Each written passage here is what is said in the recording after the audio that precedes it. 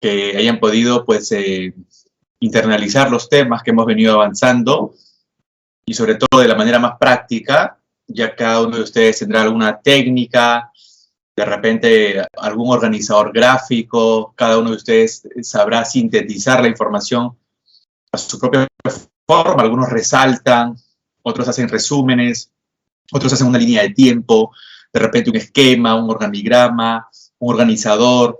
Hay muchas formas de poder la información tenerla bajo subtítulos en la mente y crear puentes de información donde nos permita tener acceso a todo ese cúmulo de conocimientos para, pues, en alguna pregunta, ya sea de HU o HP, ustedes puedan tener la presteza de poder fácilmente marcar la respuesta. Bien, buenos días por aquí entonces. Por aquí estoy leyendo a, ¿cómo estás? A Yeli, por aquí Celia, María, ¿qué tal? ¿Cómo estás por ahí? Diego. Vamos entonces a empezar nuestra tercera semana. Les comparto en este momento ya la diapositiva.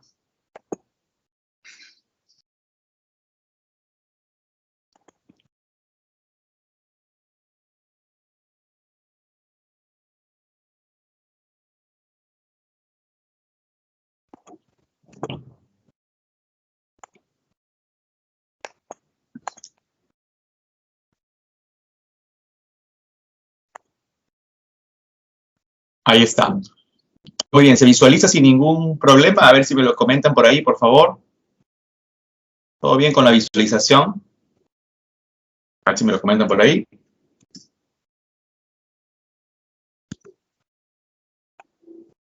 Sí, no hay ningún problema. Ya, por acá está. Perfecto, gracias. Entonces empezamos. Algo importante, chicas y chicos, antes de poder empezar, por favor, y tener esto en consideración. Ustedes saben que tienen un espacio, un horario para lo que es cada uno de los cursos, bueno, especialmente para historia, donde ustedes pueden entrar al multichat, ya cada uno de ustedes tiene ese horario, con su tutora o tutor respectivo lo puede averiguar, y pueden ustedes hacer uso de ese espacio, del espacio del multichat. Ahí pueden, de repente, alguna duda que se les quedó y les dio pena preguntar por aquí, porque a veces tenemos bastantes temas que avanzar en 2 horas. Entonces pueden entrar al multichat y hacer uso de esa plataforma también y colmar ahí todas sus dudas, despejar todas sus dudas, pregunten hasta lo más mínimo para que, pues, cualquier tema sea bien analizado y comprendido. Ya, no se vayan a olvidar del espacio del multichat entonces. Bien, ¿qué tal por ahí, Francesco? Sí, Francoyes. Franco, perdón. Franco Jesús, ¿no? María de los Ángeles, ¿qué tal? Ya. Bien, entonces vamos por aquí. Hoy vamos a empezar a terminar la Edad Antigua con esta importante civilización que viene a ser Grecia, y por otra parte también entramos con Roma, ¿sí? Hoy, bueno, terminamos la Edad Antigua con esas 2 importantes civilizaciones. Ya habíamos analizado parte de la Edad Antigua en la primera clase, viendo a Egipto, a Mesopotamia, ¿no? Que llegan a estar también en la misma época que Grecia y Roma. Y, pues, entramos después a la Edad Media, ¿ya?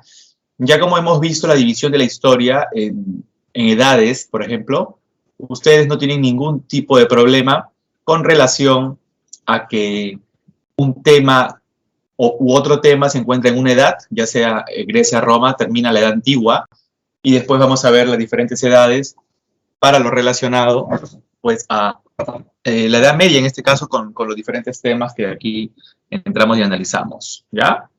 Bien, empezando directamente con la Edad Antigua, para ir finiquitando, vamos a analizar a Grecia. Bueno, miren, Grecia es una civilización verdaderamente impresionante.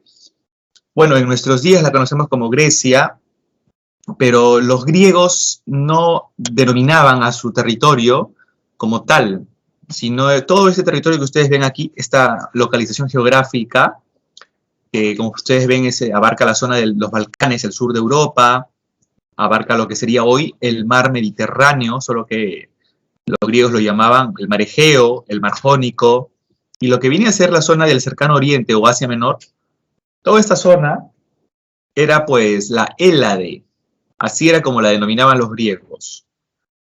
El término de Grecia nació más adelante a raíz de que cuando Roma llega a conquistar la Hélade, ustedes saben que los conquistadores pueden hacer lo que les da la gana con un territorio e incluso es el caso de cambiarles el nombre. Ya incluso nosotros veremos cuando se da la invasión europea al Tahuantinsuyo, ya ese territorio no se va a llamar, por ejemplo, Tahuantinsuyo, ¿no? Se va a llamar Perú. Análogamente a este territorio no lo llamaron la Hélade, ¿no? Los romanos, lo van a denominar Grecia, y así es como se va a quedar, ¿no?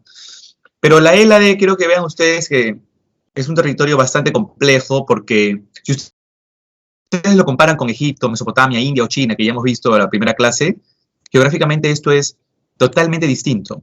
Miren, en el mar Egeo hay decenas de islas que cada una conformaría una ciudad con su propio gobierno, su propia economía y su propia estructura social. A eso se le denomina ciudad-estado.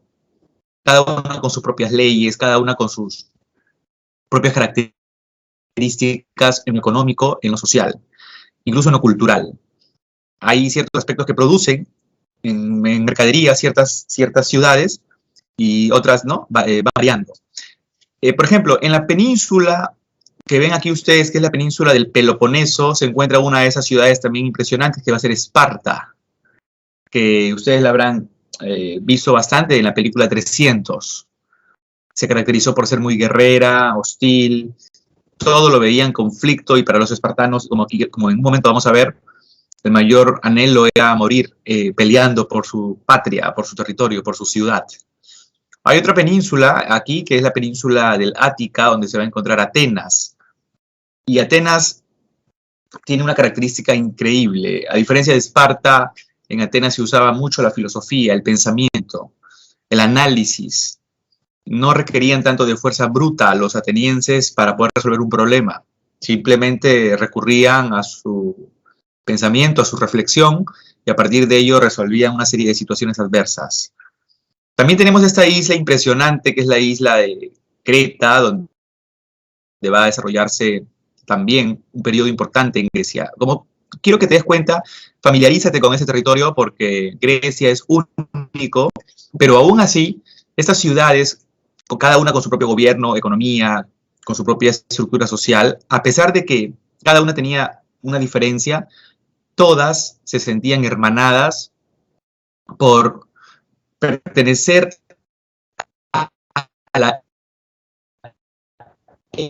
Hélade, y hay una crítica muy importante que es la que las va a que, por ejemplo, un ateniense de la zona del sur de Europa, en la península del Ática, con alguien de la población de Mileto, en el Cercano Oriente, se van a sentir de la Hélade, se van a sentir helenos, por el gentilicio, en función a su religión.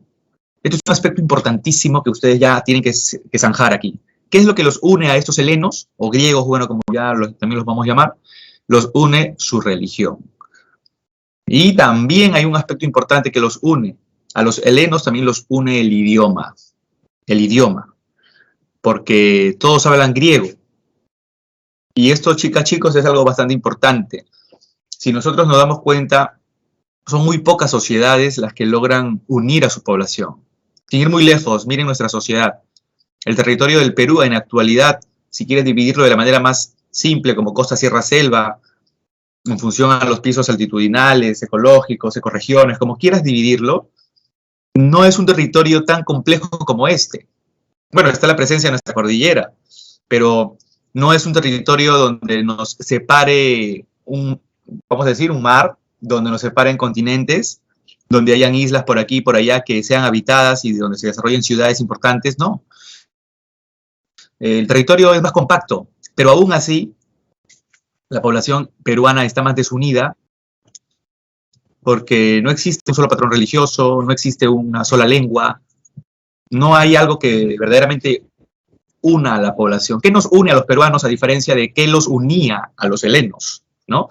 Bueno, quiero que vean, adelantándome un poco a los aportes que esta gran civilización de la Hélade va a desarrollar, o Grecia. La democracia, significativamente, Grecia es la cuna de la democracia, y como pueden ustedes visualizar, no era una vamos a ver, no es una democracia como en la actualidad tan representativa. Bueno, también en la actualidad saben que la democracia tiene restricciones, ¿no? A veces nos hacen creer que hay democracia, y hay muchos aspectos, pero verdaderamente no. Pero a diferencia de la democracia en la época griega, allá en la Edad Antigua, la democracia ha sufrido ciertas variaciones, ha logrado, más clases sociales han accedido a esto que se denominaría el gobierno del pueblo. Demo, pueblo, cracia, gobierno, ¿no? Donde el gobierno tenga representatividad, acceso a la ciudadanía, poder sufragar, etc. Otro aspecto importante de Grecia es la filosofía y lógica. Como ya les comenté, en el caso de los atenienses, eran grandes filósofos y pensadores, pero no fue la única polis, hubieron otras en donde hubieron personajes como en el caso de Mileto, ¿no? El famoso Tales, ¿no? Que nació en Mileto, Tales de Mileto, quien era uno de los grandes pensadores, y a veces mucha gente tomaba o consideraba a las personas que usan mucho de su pensamiento como gente ociosa, como gente floja, porque dice que el pensar y pensar es estar inactivo y no hacer uso, pues, de otros músculos. Bueno, en realidad el cerebro, pues, es el más importante de todos.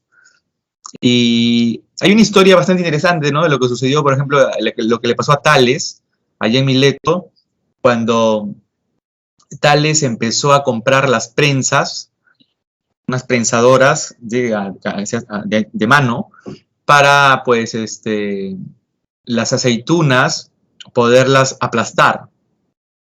Con estas prensadoras salía un aceite especial y todo el mundo pensó que se había vuelto loco, ¿no? Siempre lo miraban a Tales observando el cielo, las estrellas, el cosmos, ¿no? Y le decían, este tipo está loco, ¿no? Y de repente la locura parece que se desbordó cuando compró las prensas de todo Mileto. Entonces decían, ¿y a este loco qué le pasa, no? ¿Para qué quiere eso si ahorita no va a haber ninguna producción de aceitunas ¿en cuánto tiempo? Por lo menos en años, y todo está mal, ¿no? Y lo que nadie había avisorado, y tal es obvio que sí, era que se venía una buena cosecha y cuando ya hubiera producción de aceitunas, el único que tendría las prensadoras para poder hacer todo este tipo de aceite era él. Cuando se vino la cosecha, ya todo el mundo contento, pero luego ahí vino el tema, ¿no? Las prensadoras para hacer esto y, oh sorpresa, quien tenía todo esto era Tales. Entonces Tales, pues, se volvió rico en ese momento por vender el tema de estas prensadoras al precio ya que él quería, ¿no? Las monopolizó. Entonces aquí un ejemplo, y obviamente que los griegos fueron mucho más allá de un mero tema mercantilista, de compra-venta de algún producto, ¿no? La filosofía la usaron como un modo de vida, ¿no? Muy bien, los géneros literarios también es algo muy característico, desde, sobre todo, la época donde Homero llega a redactar la Odisea, la Ilíada, que verdaderamente son grandes aportes para la literatura universal. Bueno, la dramaturgia también era parte dentro de la educación en los griegos, ese tema de expresarse corporalmente, el tema del teatro, y sobre todo muy expresivos, muy escatológicos en su manera de expresar algo, ¿no? La estética, a pesar de que los griegos eran personas que habían desarrollado mucho el tema del pensamiento y muchas ciencias, no por esa razón dejaron de lado el tema estético. En este sentido, hay grandes artistas, escultores, como fue el caso de Mirón, quien a través de estas esculturas conocidas como los curos, él representa al griego o al heleno y a la helena, la griega, tal y como lucían en su época. Y es por eso, gracias a esas esculturas, que sabemos cómo era un griego o cómo era una griega, ¿no? Y es verdad, sí tenían el famoso perfil griego, para los que no saben, sí, tenían esta famosa nariz, ¿no? típica, que a veces dicen, oye, ese tiene perfil griego, ¿no? Sí, lo tenía.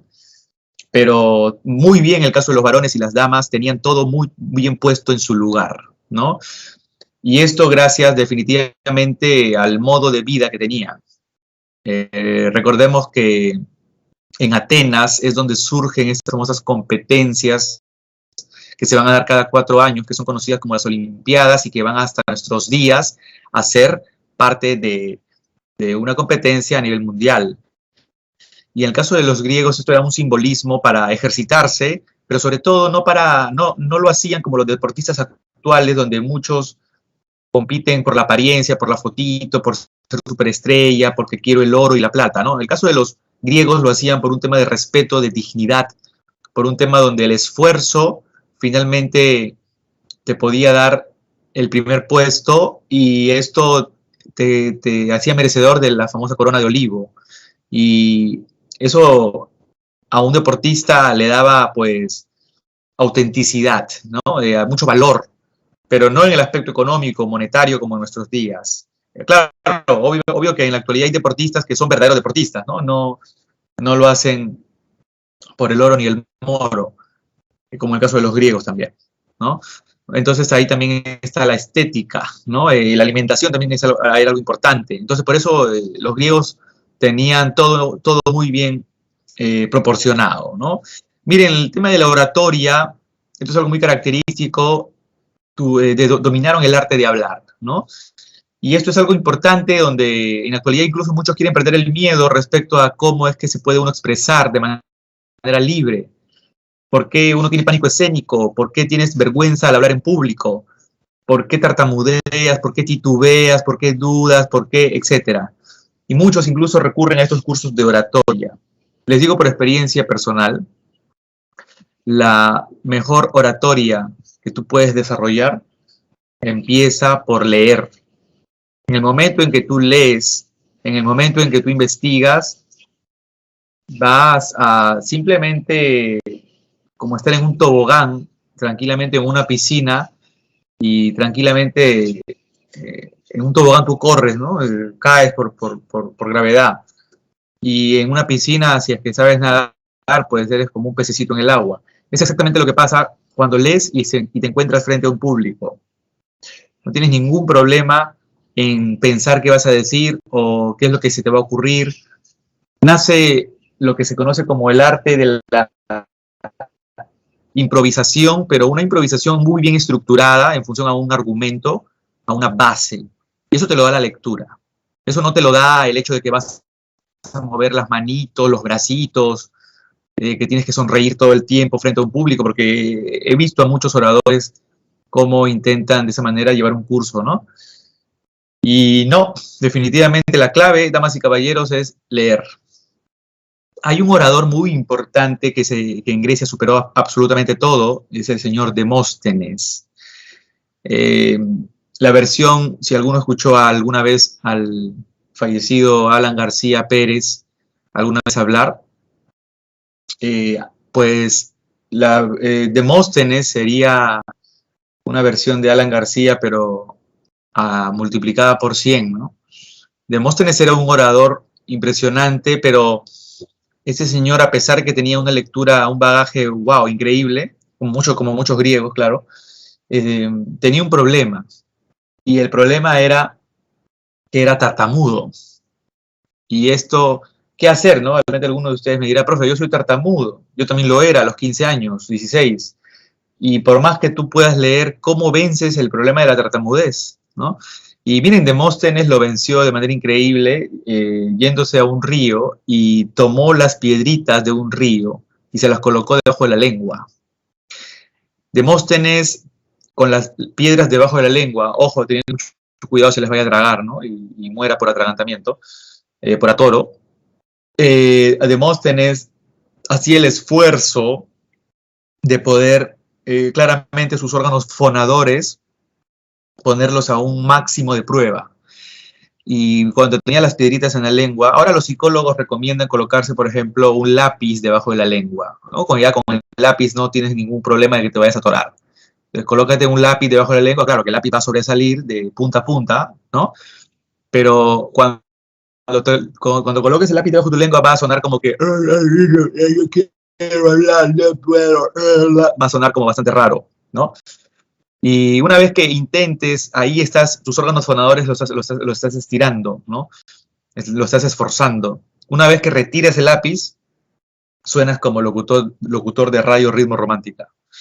Tienes ya una vocalización, una verbalización y tienes una manera, pues, de poder ya, un término de manera mucho más expresivo, representarlo. Me parece que me escribieron por aquí. Ah, no, era la calidad acá de esto. Ajá, correcto, Mario, efectivamente. Otro de los grandes oradores, para los que no, de repente no supieron, es Pericles. Pericles, quien fue un importante representante en la política ateniense. Ya, muy bien. Ahora, miren, chicas, chicos, el caso de las Olimpiadas, que ya le cité, ¿no? Ojo, los deportes eran variados, ¿ah? No vayan a pensar que solo era boxeo, atletismo, ¿no? Que la jabalina, que esto. Habían deportes como, por ejemplo, no sé si ustedes lo sabían, donde había un hombre que tenía tanta fuerza en su mano, tanta fuerza, que se colocaba una manzana en la mano. Y la competencia contra este hombre consistía en que alguien tendría que, con sus dos manos, abrirle los dedos de su mano y quitarle la manzana. Pero ojo, una vez que alguien intentara hacer eso, el hombre que tenía la manzana en su mano tendría que abrir su mano ya después de que no lo hayan vencido y mostrar la manzana y que todos vean que la manzana estaba intacta. Ni siquiera tenía algún símbolo de que la habían presionado, machucado, aplastado, no. Y en eso consistía ¿no? esta competencia, por ejemplo, ¿no? Ese señor que les cuento fue campeón número 1 durante 7 Olimpiadas. O sea, casi 30 años. Nadie logró abrir su mano, los dedos de su mano y quitarle la manzana. Y siempre que abría la mano, la manzana estaba intacta, ¿no? Por ejemplo, ¿no? Entonces él tenía el orgullo de decir, no, yo soy el hombre más fuerte, que con la mano más fuerte, ¿no? Bien. Y cómo no, chicas y chicos, dejando lo mejor para el final, el método científico. En la primera clase muchos de ustedes me preguntaban, profesor, ¿pero cómo sabemos que la historia es una ciencia? Y la historia es una ciencia, como muchas ciencias, gracias al método científico. Ese procedimiento por el cual empieza con la observación, la hipótesis. Hay que comprobar la hipótesis recabando una serie de pruebas para de manera fáctica entrar a la demostración, a la experimentación y finalmente que esto se convierte en una teoría o cómo no se pueda convertir en una ley, en un principio universal. El método científico es lo más importante que tenemos hoy por hoy para poder llegar a la verdad. Ustedes saben que la verdad puede ser relativa según el tiempo, según las circunstancias, pero el método científico se encarga de poder desechar toda falsedad para poder llegar a la verdad. Me comentan por aquí, me parece... Diego, me preguntabas por quién, por Pericles, el otro orador. ¿Pericles? ¿Por él me preguntabas? Creo que sí, ¿no? Era por Pericles. No, ¿de quién entonces me comentaba? Ah, del competidor de la manzana. Del competidor de la manzana, no recuerdo el nombre del competidor. No, el competidor de la manzana, ¿no? Que está explicando ahorita, no recuerdo, pero es un campeón muy, muy conocido. ¿Sí? Correcto. Bueno, ahora, chicas y chicos, vamos a entrar a los periodos históricos de Grecia. Aquí vamos a acelerar un poco el tema ya. Quiero que vean ustedes estos dos momentos importantes. Las civilizaciones prehelénicas, ¿de acuerdo? Miren ustedes, lo corresponde al momento, al periodo, en donde los primeros habitantes de estas islas, principalmente Creta, por eso va a empezar esto con el periodo cretense, ya habían desarrollado todo un aspecto importante, pero se le llama prehelénica porque todavía no existía la religión, que va a ser uno de los aspectos que va a unir a todo el pueblo griego. Es por eso que se le conoce como prehelénicas. Incluso en el periodo cretense, todo se desarrolla en Creta, como ustedes ya saben, se adoraba más al toro. Existía lo que es la tauromaquia. Y muchos coinciden en decir que estos son los primeros que inventaron las corridas de toros, que se han encontrado el arqueólogo inglés Sir Arthur Evans encontró una serie de restos en función a la adoración del toro, imágenes, ¿no? Pinturas y todo esto. Luego tuvieron, miren, durante estos 1000 años, de 2500 al 1500, la talasocracia como economía, o sea, el comercio marítimo. Desde Creta salían embarcaciones que iban hacia tanto Europa como Asia y hacían intercambios de productos. Podrían ellos traer mármol, ¿no? Llevar piedras. Creta era una de las importantes canteras de producción de piedras para las construcciones arquitectónicas y también producía mármol y intercambiarlo por diferentes elementos necesarios. Bueno, destaca durante este periodo, ustedes habrán escuchado el gobierno del rey Minos, que incluso es famoso por la leyenda del Minotauro. Según dicen que Minos era el que mandó a construir el laberinto donde residía el Minotauro, esta deformidad mitad animal, mitad toro en este caso, y mitad hombre. Y dice pues que mandó a construir el famoso laberinto y el arquitecto Dédalo lo mandó a edificar, lo edificó de una forma que todo aquel que ingresara no pudiera encontrar la salida. Y se dice pues que cada cierto tiempo 14 personas ingresaban a este laberinto, 7 varones y 7 mujeres según esta leyenda, para saciar el hambre del Minotauro. Algunos coinciden en pensar que esto haya sido para mantener a la población en temor de que si no cumplían con sus labores, en definitiva iban a parar al laberinto y el Minotauro los iba a devorar, ¿no? Entonces, en la leyenda de Teseo y el Minotauro destaca este valeroso guerrero, Teseo, quien estaba a puertas de asumir el trono en Atenas, pero dicen que viaja hasta Creta para devolverles la tranquilidad al pueblo cretense.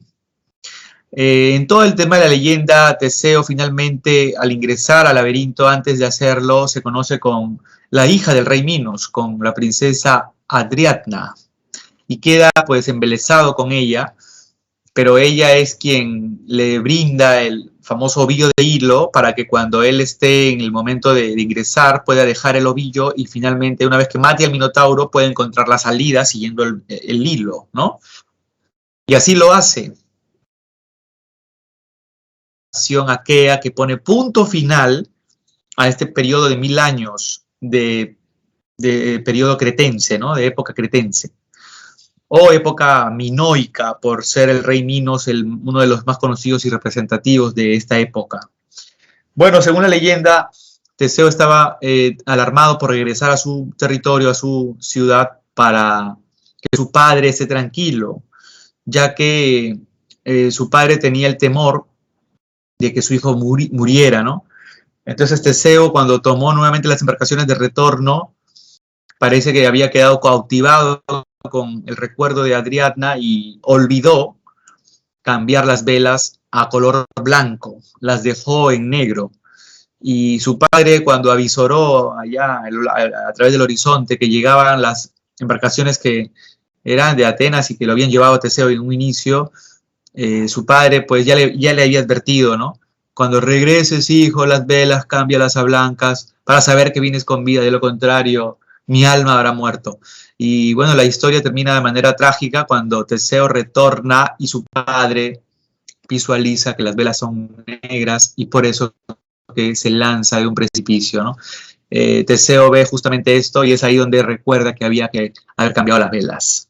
Pero bueno, los aqueos tomaron el control del territorio cretense y los cretenses huyeron hasta el Asia Menor, donde van a fundar una ciudad importante conocida como Ilion. De repente ustedes no la conocen como Ilion o no tienen recuerdo de qué es Ilion, pero también esta ciudad se va a llamar Troya.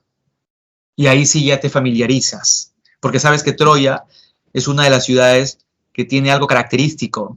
¿Qué cosa es lo característico de Troya? ¿Alguien me lo puede decir por el chat? Ustedes lo habrán escuchado de seguro.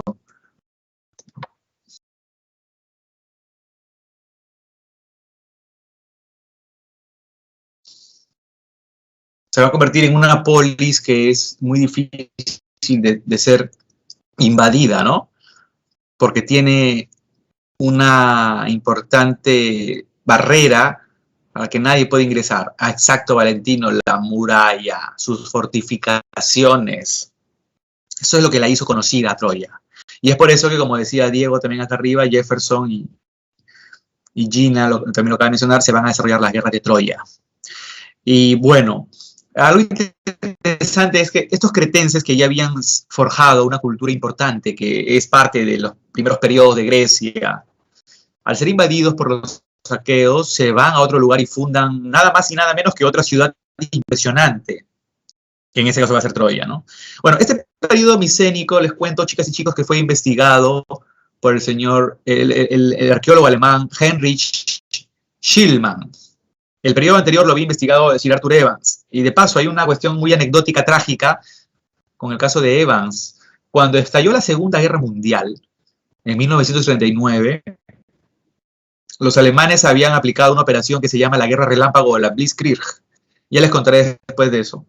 Pero Arthur Evans se encontraba en Londres, él es inglés, como te conté.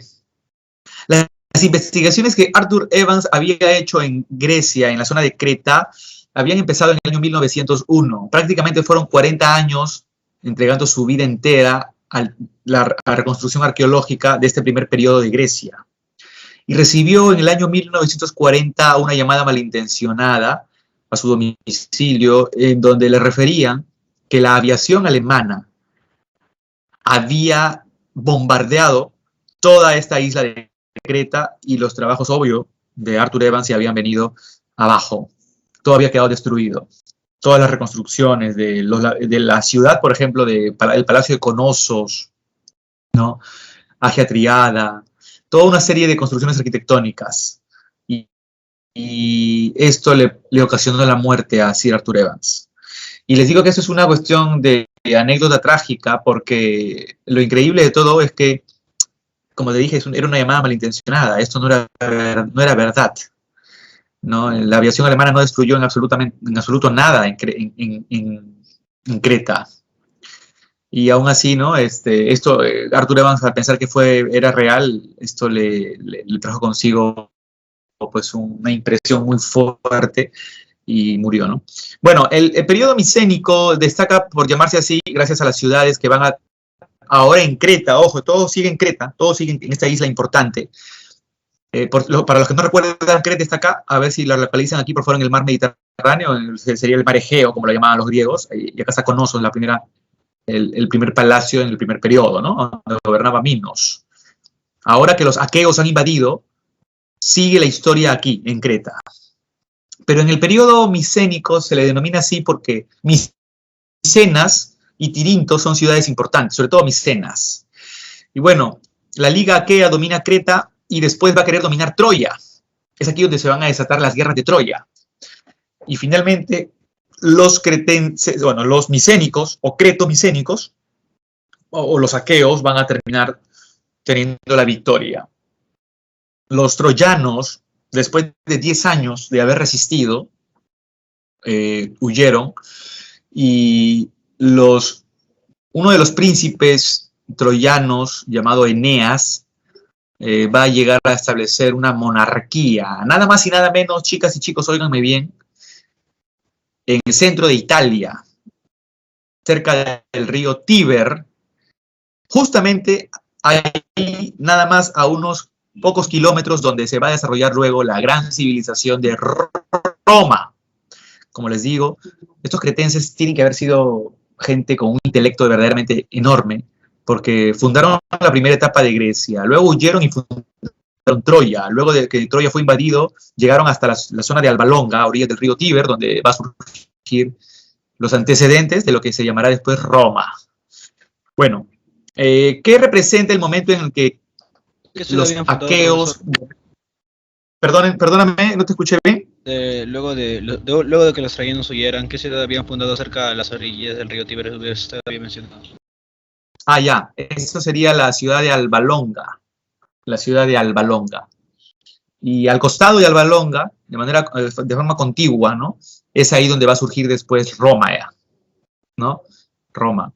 Entonces, el que levantó la primera piedra de Alba Longa fue, pues, Eneas. y a lo largo de una serie de sucesiones de monarcas, de reyes, va a ir surgiendo esta monarquía de Alba Longa, y después de mucho tiempo llega un famoso rey llamado Numitor, y los nietos de este Numitor son los que después van a ser los primeros fundadores de Roma, que son Rómulo y Remo, que ya aquí les contaré en unos minutos, ¿sí? Bueno, ¿cómo termina este periodo micénico? Miren, chicas, chicos, del 1500 al 1150, con la invasión de varios pueblos guerreros que quieren tomar posesión de estos territorios. Hablamos de los dorios, de los jonios y eolios. Ellos definitivamente invaden a los aqueos y se sufre toda una guerra, una confrontación que va a traer destrucción. Muchos palacios, símbolos culturales a nivel de cerámica, pinturas, todo el aspecto incluso de la escritura, porque hubo escritura, les cuento, en el periodo cretense, por ejemplo, el primer periodo hubo la escritura lineal A, en el segundo periodo está la escritura lineal B. Muchos de estos aspectos culturales fueron destruidos, y es por eso que Grecia sufre una reconfiguración a nivel de su población. O sea, con los invasores dorios, jonios y eolios, es que recién sufre una especie de amalgama, de cambio, ¿sí? Y empieza a surgir lo que ya propiamente se va a conocer como la Hélade o Grecia como tal. Pero es aquí donde por eso entramos a las civilizaciones helénicas. Estos pueblos contribuyen mucho al llegar, por ejemplo, los dorios traen el hierro, ¿no? Y se complementan, se fusionan con los pobladores que ya estaban previamente.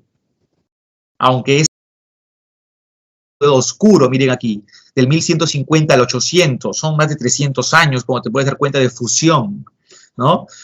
Los dorios llevaron el hierro y hay conflictos por territorios. Pero luego de este periodo de 350 años de la Edad Oscura, se llega al periodo arcaico, en donde ya luego de esa fusión empiezan a nacer las polis o las ciudades-estado, como les comenté en la primera diapositiva, que es lo que es característico de Grecia, de la Hélade, que van a haber ciudades con una propia política, economía y sociedad a lo largo de toda, ya sea en el sur de Europa, en la península del Peloponeso, la península del Ática o el cercano oriente, o en alguna de los mares, ya sea Egeo, en una isla o en las islas del mar Jónico.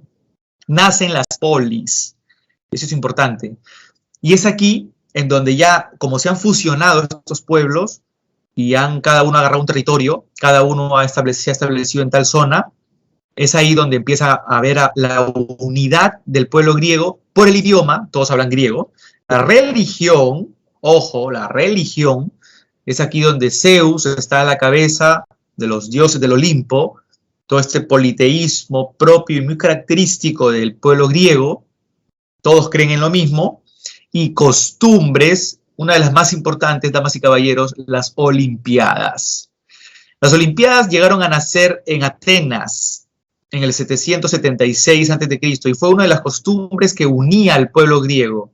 Una vez que se desarrollaban las Olimpiadas cada 4 años, no había guerra, se suspendían las guerras, cualquier tipo de conflicto.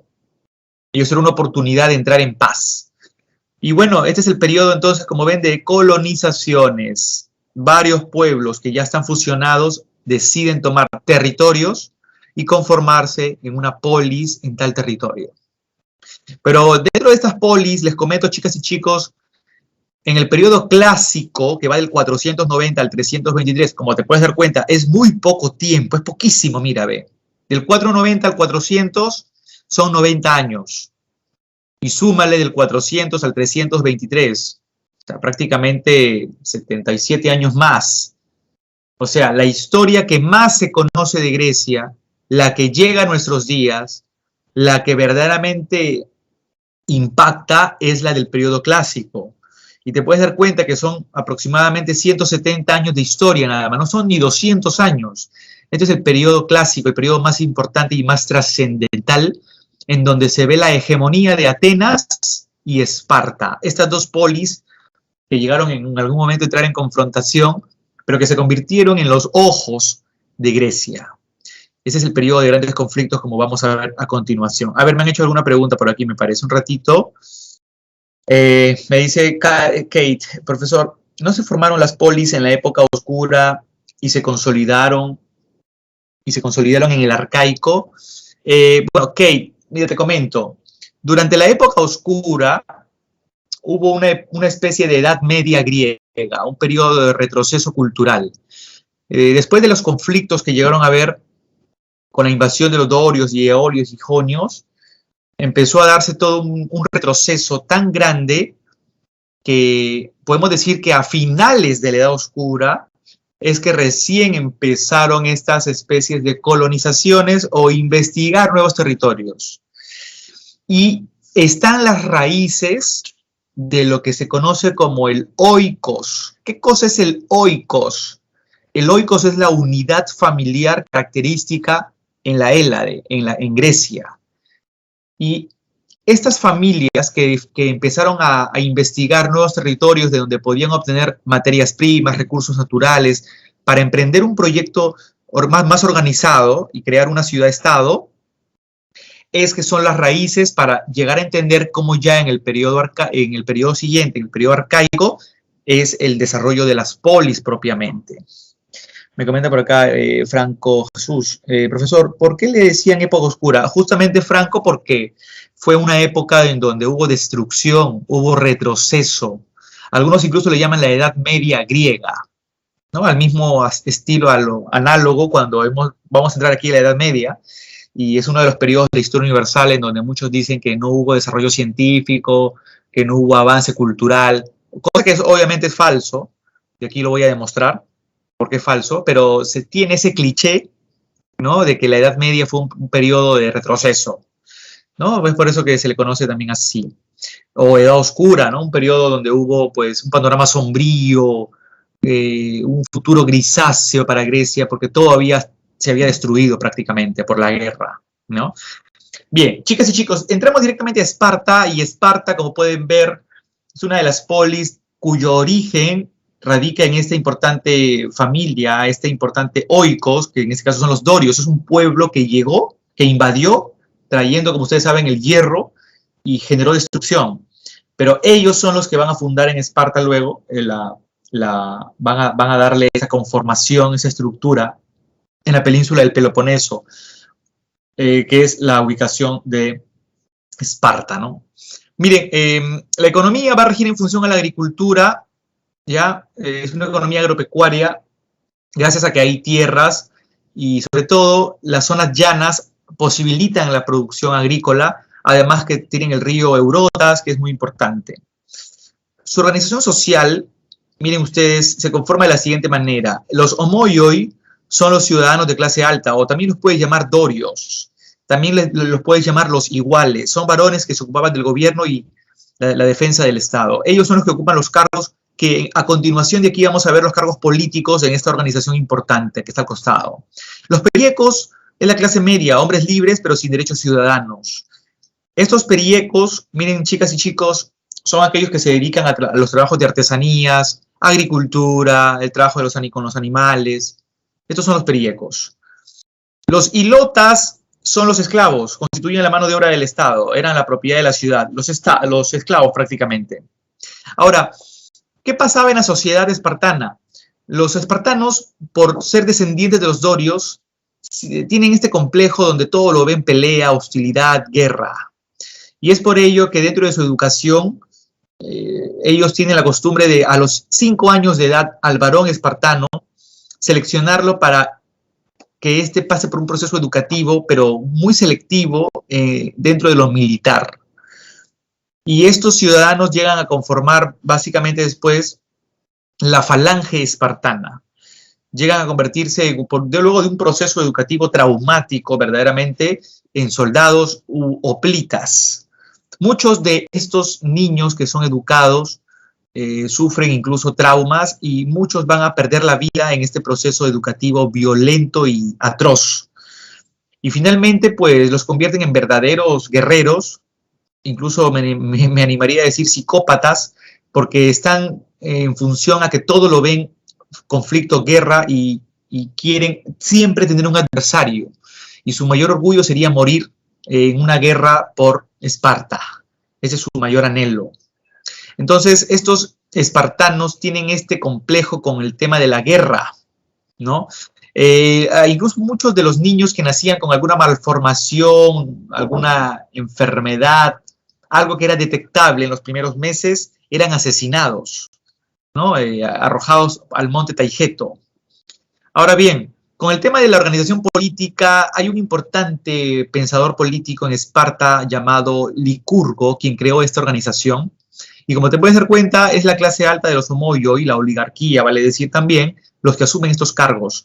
Si tuviéramos que compararlos con los poderes actuales del Estado peruano, que el poder ejecutivo, tú sabes que es el presidente, ¿sí o no? El poder legislativo, tú sabes que es el Congreso. Y el poder judicial está conformado por los jueces, ¿ok? Aquí la diarquía sería el poder ejecutivo. La diarquía. En este caso está conformado por dos reyes, uno político y uno religioso. Cuando ustedes han visto 300, a Leónidas, este rey, por ejemplo, él representa a uno de los reyes de la diarquía, pero no es religioso, como tú ya sabes, es un rey militar o político, ¿ya? Y el tema es que estos reyes, a pesar que son reyes, no tienen el verdadero poder en Esparta. Eso es lo interesante. La Gerusia es el poder legislativo, es el Congreso, está conformado por 28 ancianos mayores de 65 años. ¿Por qué los gerontes son parte de la Gerusia, del Congreso? Porque se cree en Esparta que los mayores tienen más experiencia y sabiduría. Bueno, ustedes perfectamente saben que eso hoy por hoy no sería cierto, no todo anciano tiene sabiduría, ¿no? Y claramente aquí ellos eran los que proponían las leyes. Aún así, a pesar de que son el Congreso, no tienen el verdadero poder. ¿Y quiénes tienen el verdadero poder? Los éforos. Estos son 5 fiscalizadores o jueces, magistrados, que son aquellos que asumen las riendas de la justicia y es a partir de la aprobación o desaprobación de ellos que todo rige en Esparta. Incluso en 300 ustedes ven que cuando Leónidas se quiere ir a la guerra contra Jerjes, el rey de los persas, que está atravesando ya el desfiladero de las Termópilas, y finalmente le niegan que pueda llevar a los 20.000 soldados o 20.000 hoplitas a pelear con él, porque dicen que los dioses no quieren que esta guerra se dé. Le inventan cualquier excusa tonta, y aún así Leónidas, que ha sido educado y preparado para la guerra, no concibe esta respuesta y se va con su guardia personal de 300 soldados, ¿no? Y ahí se da, ¿no? 300. Bueno, miren, la APEYA es la Asamblea Popular. Es una institución que en realidad no tiene ninguna representación y está pintada. Los ciudadanos que en este caso la conformarían, que es el pueblo, los periecos, no tienen ni voz. No, tienen voz, pero esto no cuenta para nada. Bien, los atenienses tienen otro origen. En este caso son del origen de los jonios, que fueron otro de los pueblos que invadió, recuerden, la Hélade. Ellos se ubican al norte de la península del Peloponeso, se ubican en la península del Ática. Esta península, chicos, es más escarpada, geográficamente más abrupta, no tiene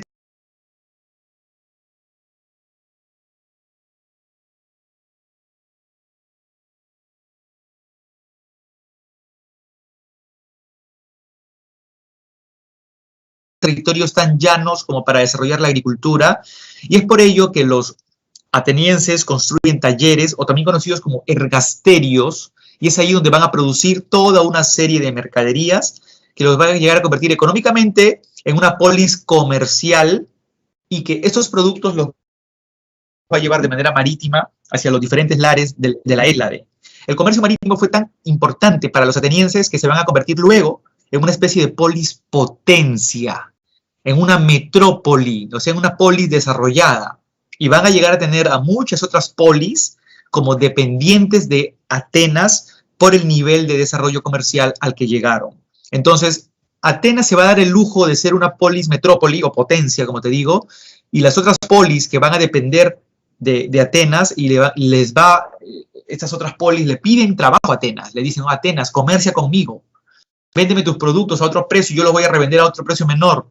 Entonces, estas otras polis son las cleruquías o colonias de Atenas, ¿sí?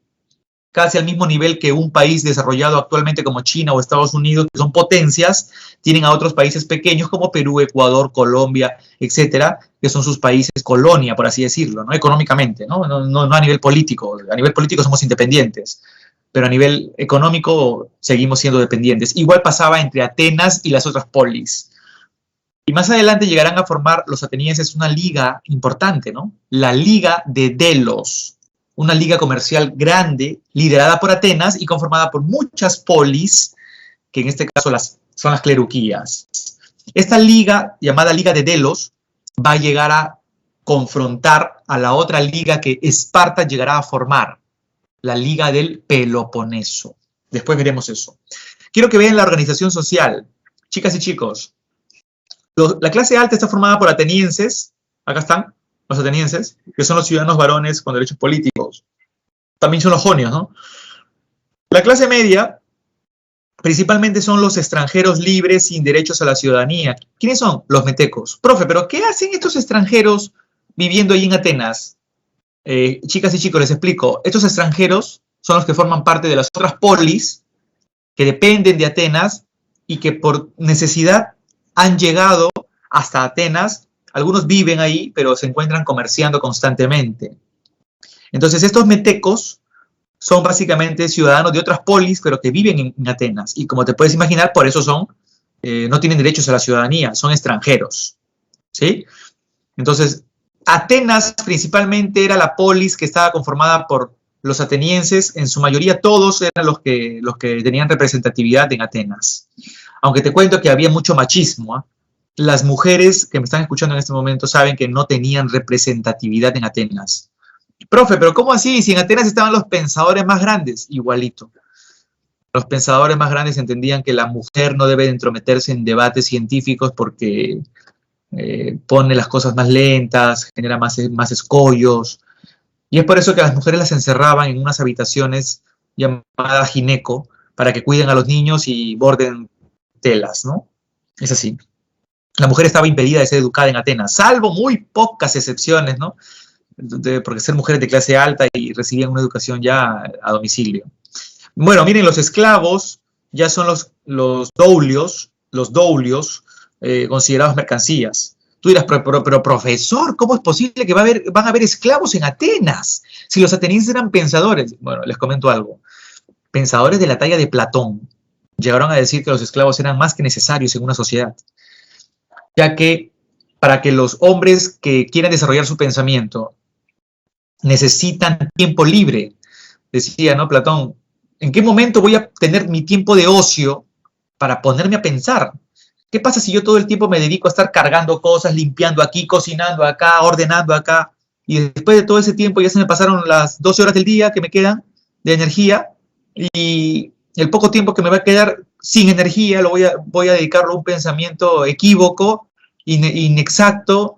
Y no, decía él, no es necesario que haya mano de obra esclava, decía, ¿no? Ellos tienen que hacer estas labores pesadas para que los pensadores nos podamos dedicar exclusivamente al trabajo científico, ¿no? Increíble. Bueno, la organización política, les comento, pasó por una evolución en Atenas de manera impresionante, chicas y chicos. Y les comento, ¿no? En Atenas, en un primer momento, hubo, por ejemplo, monarquía. Cuando la monarquía vieron que no funcionó, pasaron a una aristocracia, ¿no? El gobierno de los ricos. Cuando vieron que la aristocracia no funcionó, pasaron al gobierno de la plutocracia, el gobierno de los archi super recontra ricos. Ya esos son elegidos con una mano nomás, con los dedos de una mano.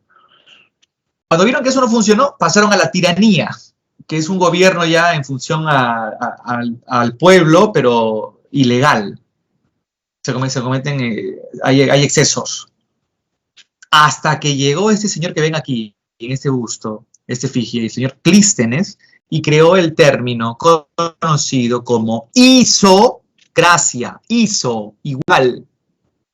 Cracia, gobierno, el gobierno de los iguales. Y es aquí donde Pericles, un político ateniense importantísimo, le dijo a Clístenes, Clístenes, verdaderamente tú llegaste al punto. Porque es el pueblo el que tiene que gobernar de manera representativa y que tiene que votar, ejercer sus derechos a la ciudadanía, etc. Pero deberíamos ajustar tu término. Isocracia está bien, pero vamos a llamarlo democracia. Y efectivamente solo se le hizo ese pequeño ajuste y lo hizo Pericles. El creador fue Clístenes, claro está, de isocracia, y ahí está la democracia, como se va a llamar después, ¿no? Damas y caballeros, La organización política entonces llegó a su máximo nivel con Clístenes y Pericles, hablando de la democracia exclusivamente. Y aquí tenemos estos tres importantes poderes.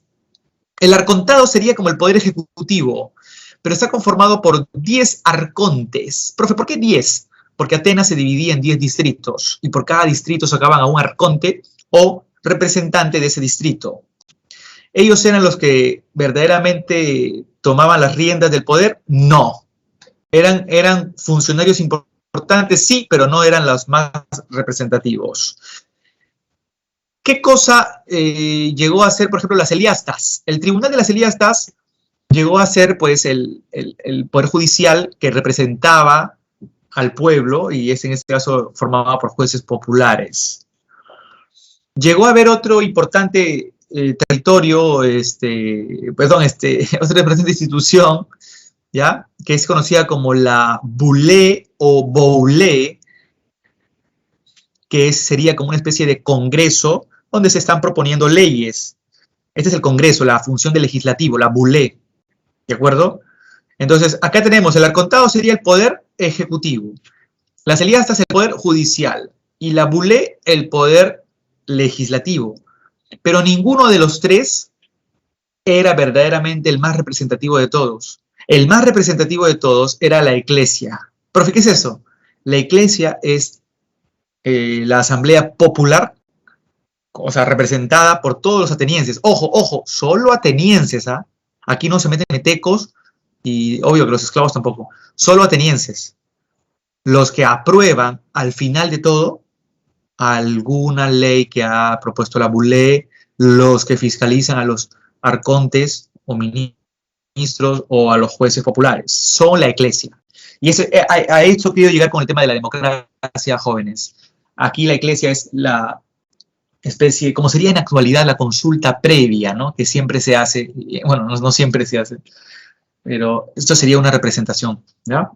Bien, quiero que visualicen por acá, ¿qué va a pasar aquí? Las guerras médicas, ¿por qué se van a llegar a dar durante la época clásica? Esas son unas guerras que se dieron entre los griegos y los persas. Los persas eran un imperio que venía en un proceso de ascenso enorme, de crecimiento, y es justamente una de las causas el continuo expansionismo persa, allá desde Asia. Y obviamente querían los persas controlar el mar Egeo. Como ves aquí en el mapa, el mar Egeo ese es el que estoy señalando aquí con el puntero del mouse. Y todas estas ciudades que están aquí en Asia Menor o Cercano Oriente querían ser dominadas por el imperio persa. Pero, estas ciudades son colonias de Atenas, son las cleruquías de Atenas. Es por eso que Atenas va a ser la polis que salte en el momento en que los persas quieran invadir esta zona. ¿Qué va a ocurrir? Van a ocurrir total 3 guerras médicas. Y te cuento que la primera la llegan a ganar los atenienses. A pesar que le pidieron apoyo a los espartanos y estos no quisieron dársela, los atenienses ganaron, ¿ya? Aquí se va a llegar a dar la llamada la batalla de Maratón y logran la victoria. En la segunda guerra médica, ahí recién es que los espartanos van a intervenir, ¿ya? Luego ya de que Leónidas perdió en la batalla de las Termópilas, ¿sí? En el desfiladero de las Termópilas de manera muy heroica y valiente, luego ya intervienen, y es aquí donde atenienses y espartanos a la vez pelean en varias batallas, ¿no? Platea, Salamina, Mijalá, y logran la victoria. Y la tercera guerra médica también es victoria de los atenienses en la batalla de Eurimedonte, ¿ya? ¿Cuáles son las consecuencias de esto? Decadencia del imperio persa. Las tres guerras médicas fueron derrotas para los persas. La hegemonía ateniense, porque Atenas fue la que demostró que tenían las mejores estrategias. Incluso sus grandes generales son los estrategos.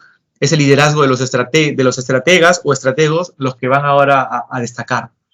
Esparta quedó como en una crítica porque tanto que se dedicaban a preparar a soldados para la guerra y al final los atenienses tenían mejores estrategias. Entonces no es el que tiene más músculos o más fuerza el que gana una guerra, ni el que tiene más armamento, es el que tiene mejores estrategias. Bueno, se firmó el Tratado de Paz de Calias, o también llamada la Paz de Simón, y es aquí en donde los persas llegaron a ser derrotados. Pero al poco tiempo, después de todo esto, es que Atenas llegó a entrar en un momento impresionante de su historia, que es conocido como el siglo de Pericles. Pericles, que ya he hablado de él, llegó a convertirse en uno de los más importantes gobernantes de Atenas, al punto que invirtió mucho en educación. Chicas y chicos, invirtió tanto en educación que Atenas verdaderamente llegó a convertirse en esta polis con bajos índices de violencia. Eso es lo que genera la educación cuando en un pueblo se difunde, ¿no? La violencia desciende. Ojo, pero entiéndase, por favor, educación no desde el aspecto de cuánto conocimiento tengo y marco mi respuesta de la A a la D y ya ingreso a la universidad. No, señores. Entiéndase la educación como un proceso de formación, donde los estudiantes son autónomos porque toman sus propias decisiones, se respeta su expresividad, y son aquellos los que planifican también y son partícipes como actores de un proceso de su propia formación. Entiéndase la educación donde se enseñan sentimientos, donde se difunden valores, se crean principios de vida, y luego viene lo complementario, que es lo académico. Entonces, eso es lo que llegó a tener Atenas. Muchos espacios culturales donde todos podían desarrollarse a plenitud. Entonces no podemos decir, pues no, educación, a ver, eran buenos en números nomás, o eran buenos en letras. No. Es un proceso mucho más multidireccional y complejo. Y esto obviamente pues convirtió a Atenas en el espacio territorial en donde van a surgir pensadores, wow, en todas las áreas, damas y caballeros, no solamente en filosofía, en matemáticas, en medicina, en historia, en arte. Y es por esa razón, en oratoria, ¿no? que el siglo de Pericles es el siglo más importante a nivel cultural. Pero ¿cómo llega a su fin todo eso? Por las guerras del Peloponeso. Estas guerras que se dan entre el 431 y el 404 a.C. se da a causa del dominio de la península de los Balcanes. Los atenienses querían tener ya el control de la península de los Balcanes, y aquí es donde Esparta, que también se encontraba en toda la zona de los Balcanes al sur, ¿no? Quería también pues, tener control sobre todo del istmo de Corinto, que es un puente de tierra natural, es un istmo que estaba queriendo ser controlado por Atenas, y estaba dejando completamente separada a Esparta del acceso territorial al resto de los Balcanes. Miren el mapa aquí, lo que está con naranja, por favor, al sur. Este es Esparta, la península del Peloponeso, y Corinto está aquí justo en el medio. Ven este puente de tierra como un cuello. Eso iba a ser controlado por los atenienses. Y eso generó ya la rivalidad entre Atenas y Esparta. Las tres guerras que van a pelear aquí los atenienses van a llegar a ser derrotas por una serie de mala suerte, sobre todo por una peste que se desarrolló en Atenas y murió Pericles. Y lo peor es que Esparta le pidió apoyo al imperio persa, cometiendo una especie de traición, si se puede llamar así, a cambio de que le iba a entregar las colonias de Atenas del Asia Menor a los persas.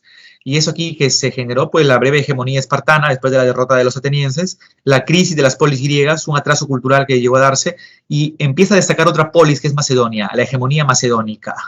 Me preguntaba por aquí, a ver, Arelis. Profesor, disculpe, ¿quién ganó la Segunda Guerra Médica? No lo escuché bien. Ya.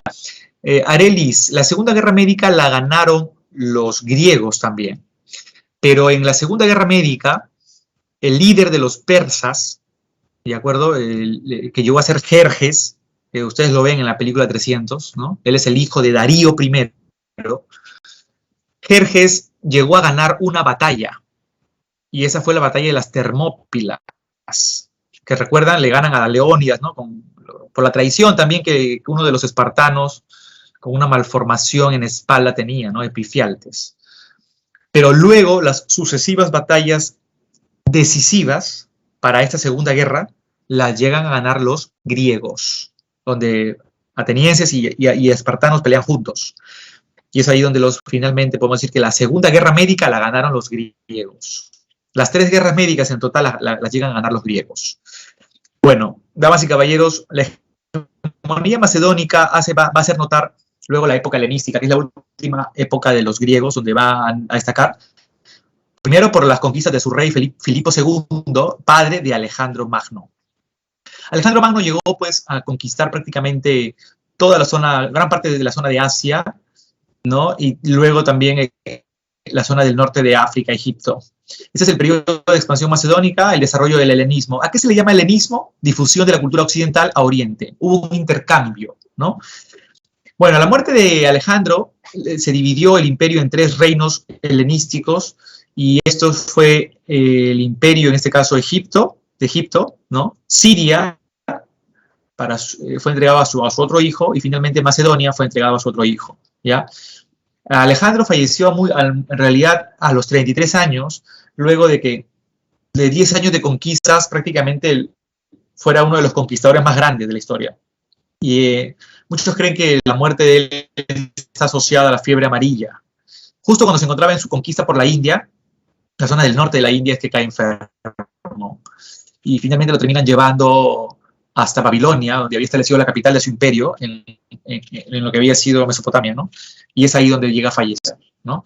Hay una anécdota interesante a su muerte, ¿no? Llega a decir él que, a pesar que uno tiene toda la riqueza del mundo, cuando la muerte te llega y no hay quien te pueda salvar. Es por eso que él decía que quería, pues, que los que lo llevaran cargado en su ataúd sean los doctores que no habían encontrado la cura, ya que cuando la muerte te llega, ni el doctor más importante del mundo te salva. Segundo, decía, no quiero que mis manos estén fuera del féretro, porque quiero que se den cuenta que por más grande que seas, por más cosas que hayas logrado materialmente, no te llevas nada de este mundo, absolutamente nada, ¿no? Y pues es aquí donde dejó una lección impresionante de vida, ¿no? Bueno, damas y caballeros, Roma llegaría a conquistar, como les dije en un principio, a Grecia. Y finalmente, después de la conquista, Roma la denominó no la Hélade, sino Grecia, ¿no? Pero vamos a ver en qué momento ocurrió eso. Roma pasó por 3 periodos importantes: la monarquía, la república y el imperio. ¿Ya? Vean, estos 3 periodos son interesantes, pero el más extenso de todos es la república. Como te puedes dar cuenta, dura casi 500 años. La monarquía, sin embargo, duró casi 200, 150 años aproximadamente, ¿no? Y el imperio, vean ustedes, tiene esta duración. El más extenso periodo de todos es la república, ¿de acuerdo? Ese es el periodo más extenso en duración. Y es el periodo en donde van a haber, chicas y chicos, importantes instituciones que representen a Roma en lo que Roma llegará a ser más conocida. Si Grecia ya fue conocida por el tema de la democracia, Roma va a ser conocida por el tema del derecho, por sus leyes, ¿ya? Bueno, en el primer periodo, la monarquía es el periodo inicial gobernado por 7 reyes. Está dividido en 2 dinastías. La primera, los 4 primeros reyes son latinos, de esta dinastía latina. Y los 3 reyes restantes son etruscos, un pueblo que llegó a conquistar Roma en un periodo de la monarquía, un periodo breve, y hubieron 3 reyes aquí, etruscos. Ahora, quiero dejarles en claro algo. El tema de la leyenda de Rómulo y Remo, que marca los orígenes legendarios de Roma, esta leyenda fue escrita por el historiador Tito Livio en su libro Historia de Roma, habla acerca de cómo los nietos de Numitor, recuerden que fue uno de los reyes de un pueblo cercano a Roma, ¿no? Alba Longa, pueblo que ya a su vez les comenté fue fundado por uno de los descendientes de Troya, el príncipe Eneas.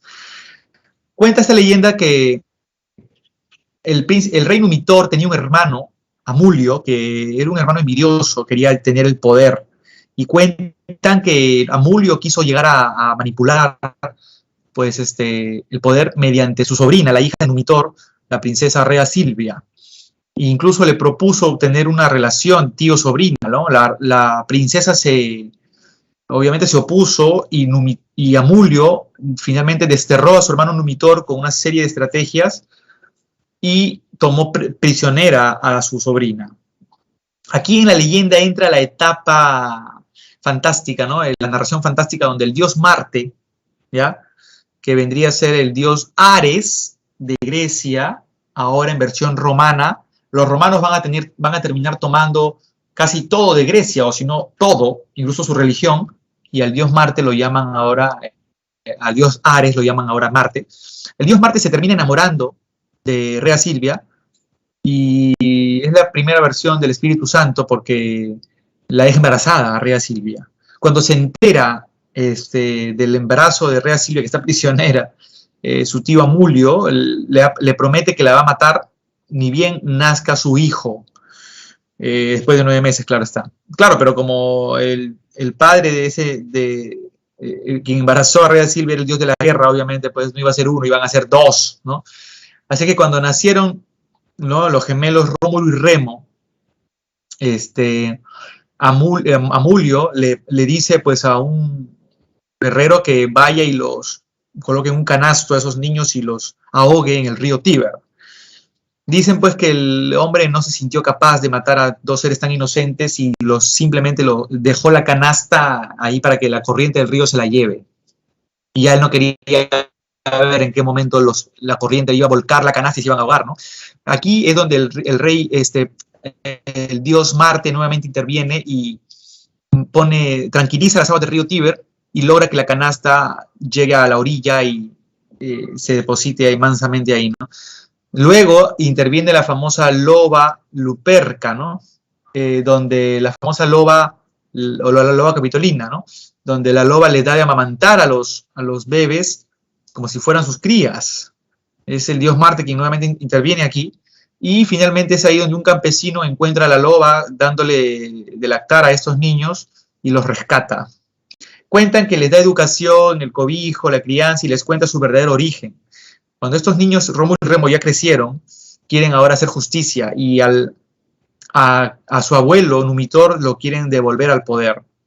Para eso terminan asesinando a su tío abuelo, a Amulio, y ya que este asesinó a su madre, y a su abuelo le entregan el trono nuevamente de Alba Longa. Su abuelo, en recompensa, les regala el territorio conocido como la ciudad de las 7 colinas, que después se llamará Roma. Y es aquí donde Rómulo y Remo deciden elegir un sistema de gobierno ahora para esta ciudad. Y el sistema de gobierno deciden que sea la monarquía. El problema está que monarquía viene de un solo rey, mono. Entonces, ¿quién de los dos va a gobernar? ¿Yanquepo o Fu Manchu?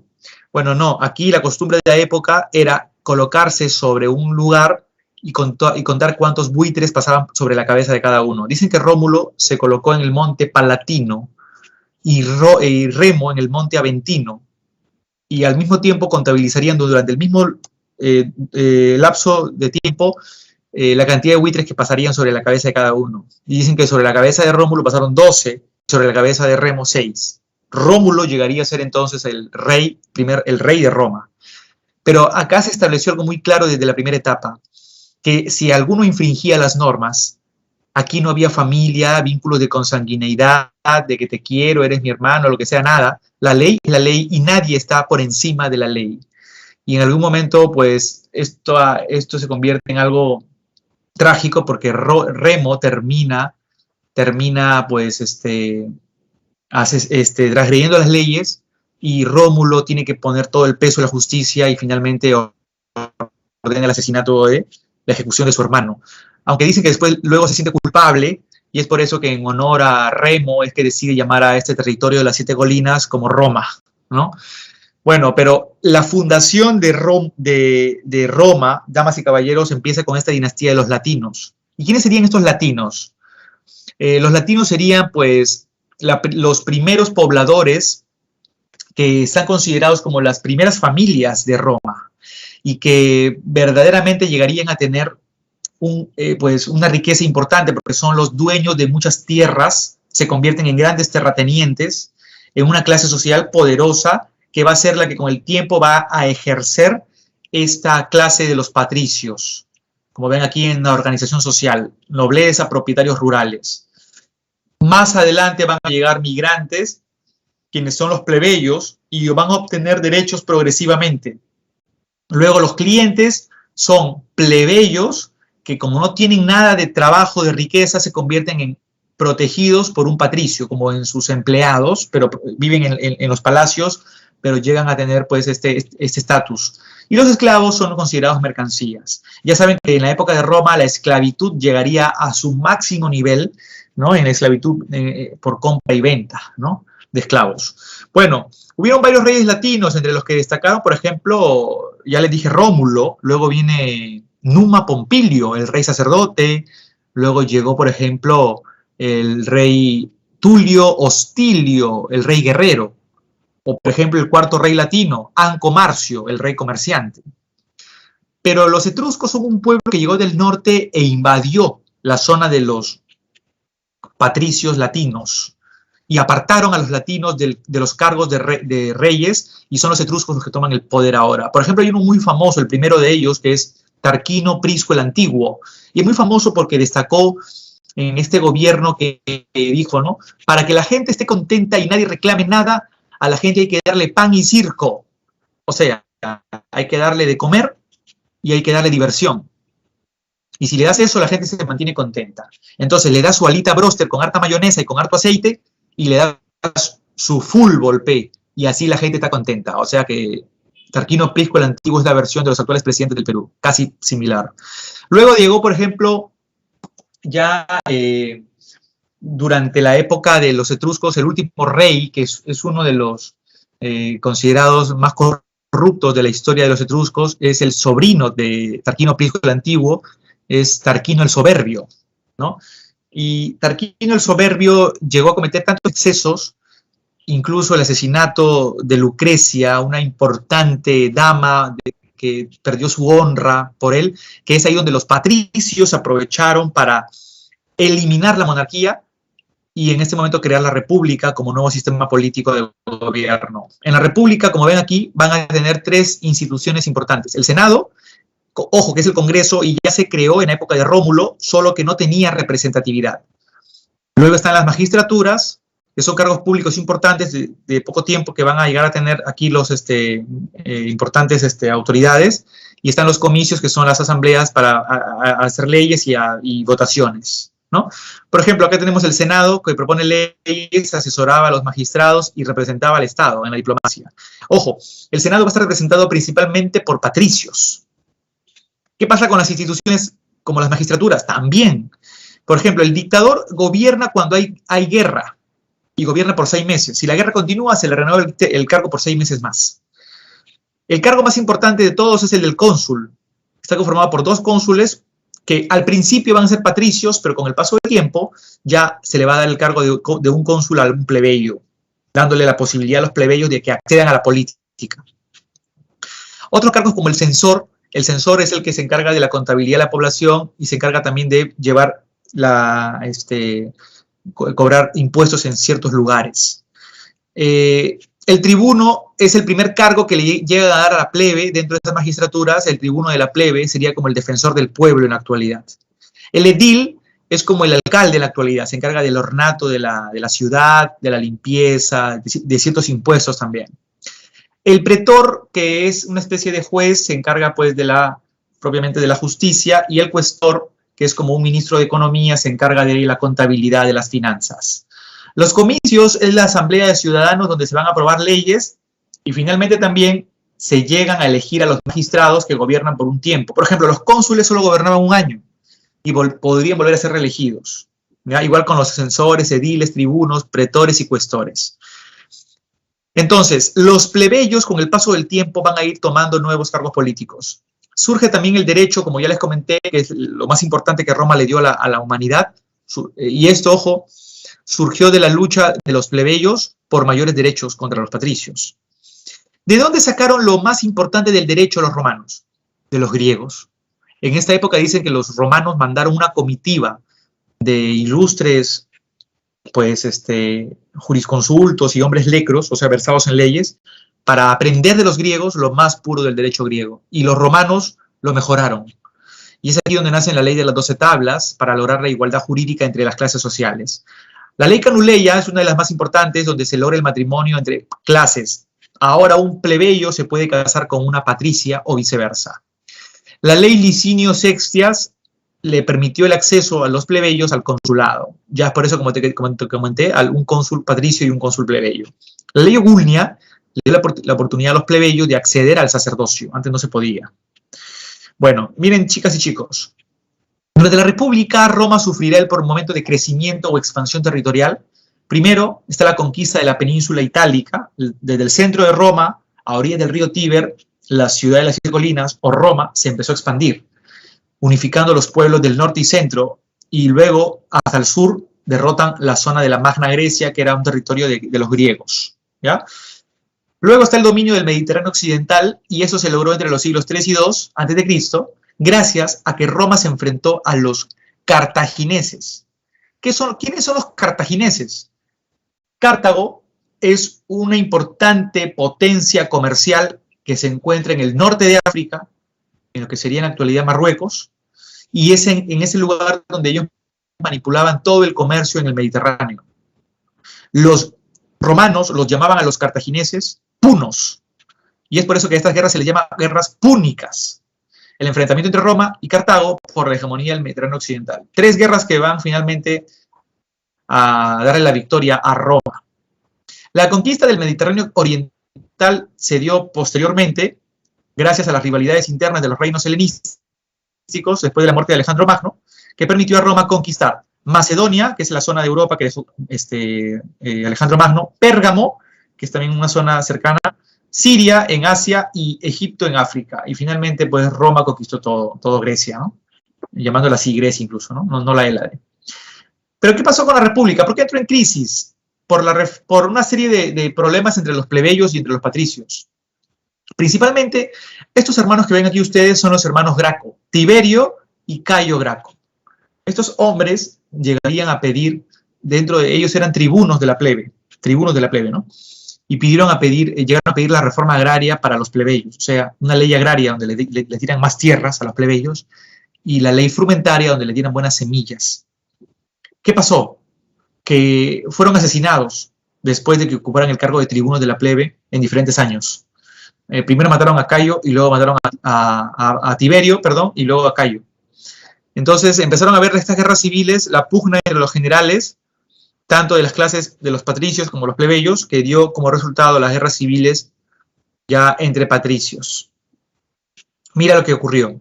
La primera guerra empezó justamente cuando dentro del consulado van a haber un cónsul que es plebeyo. ¿Quién es en ese caso? Mario. Mario sería de la plebe y Sila sería patricio.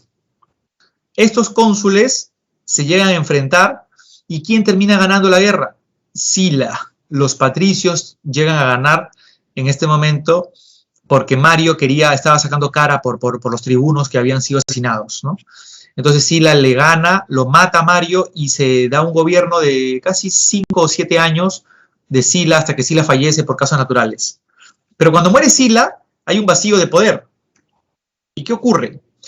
Ocurre que empieza pues a tener mucha fama un general que va a ser pues Julio César, ¿ya? Es un general muy representativo en Roma por sus conquistas, y los patricios en el Senado tienen miedo que un general representado por la plebe tenga tanto poder. Es por eso que colocan a Pompeyo, que es un general de los patricios, y a Craso, que es un adinerado de los patricios. Y nace el primer triunvirato. Esto va a ser la segunda guerra, porque Julio César se enfrenta a Pompeyo y a Craso, y de esa manera, pues, se inicia la era de César. Julio César logra tener la victoria. Entonces, cuando Julio César llega a tener la victoria, hay una época muy buena para Roma en la República, que es la era de César, en donde hubieron muchas obras a favor de Roma, pero los patricios del Senado terminaron asesinándolo a Julio César, acuchillándolo en los riñones. Nadie pensó que César había dejado una carta donde había un heredero para los cargos políticos. Y en Roma, como tú sabes, las leyes se respetaban. Y esa carta, ¿qué decía? Si él no tenía hijos, había uno que era como una especie de hijo para él, que era Octavio.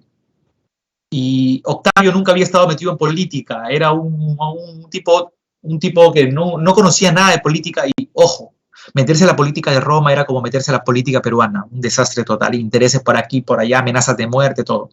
Entonces, Octavio llegó a tener, con la valentía y el coraje, asume el cargo contra viento y marea, y los patricios se quedan boquiabiertos. Entonces, para evitar que Octavio, que es un representante de Julio César, un continuador, siga gobernando para la plebe, los patricios forman un segundo triunvirato, añadiéndolo al general Marco Antonio y Lépido, que son de los patricios.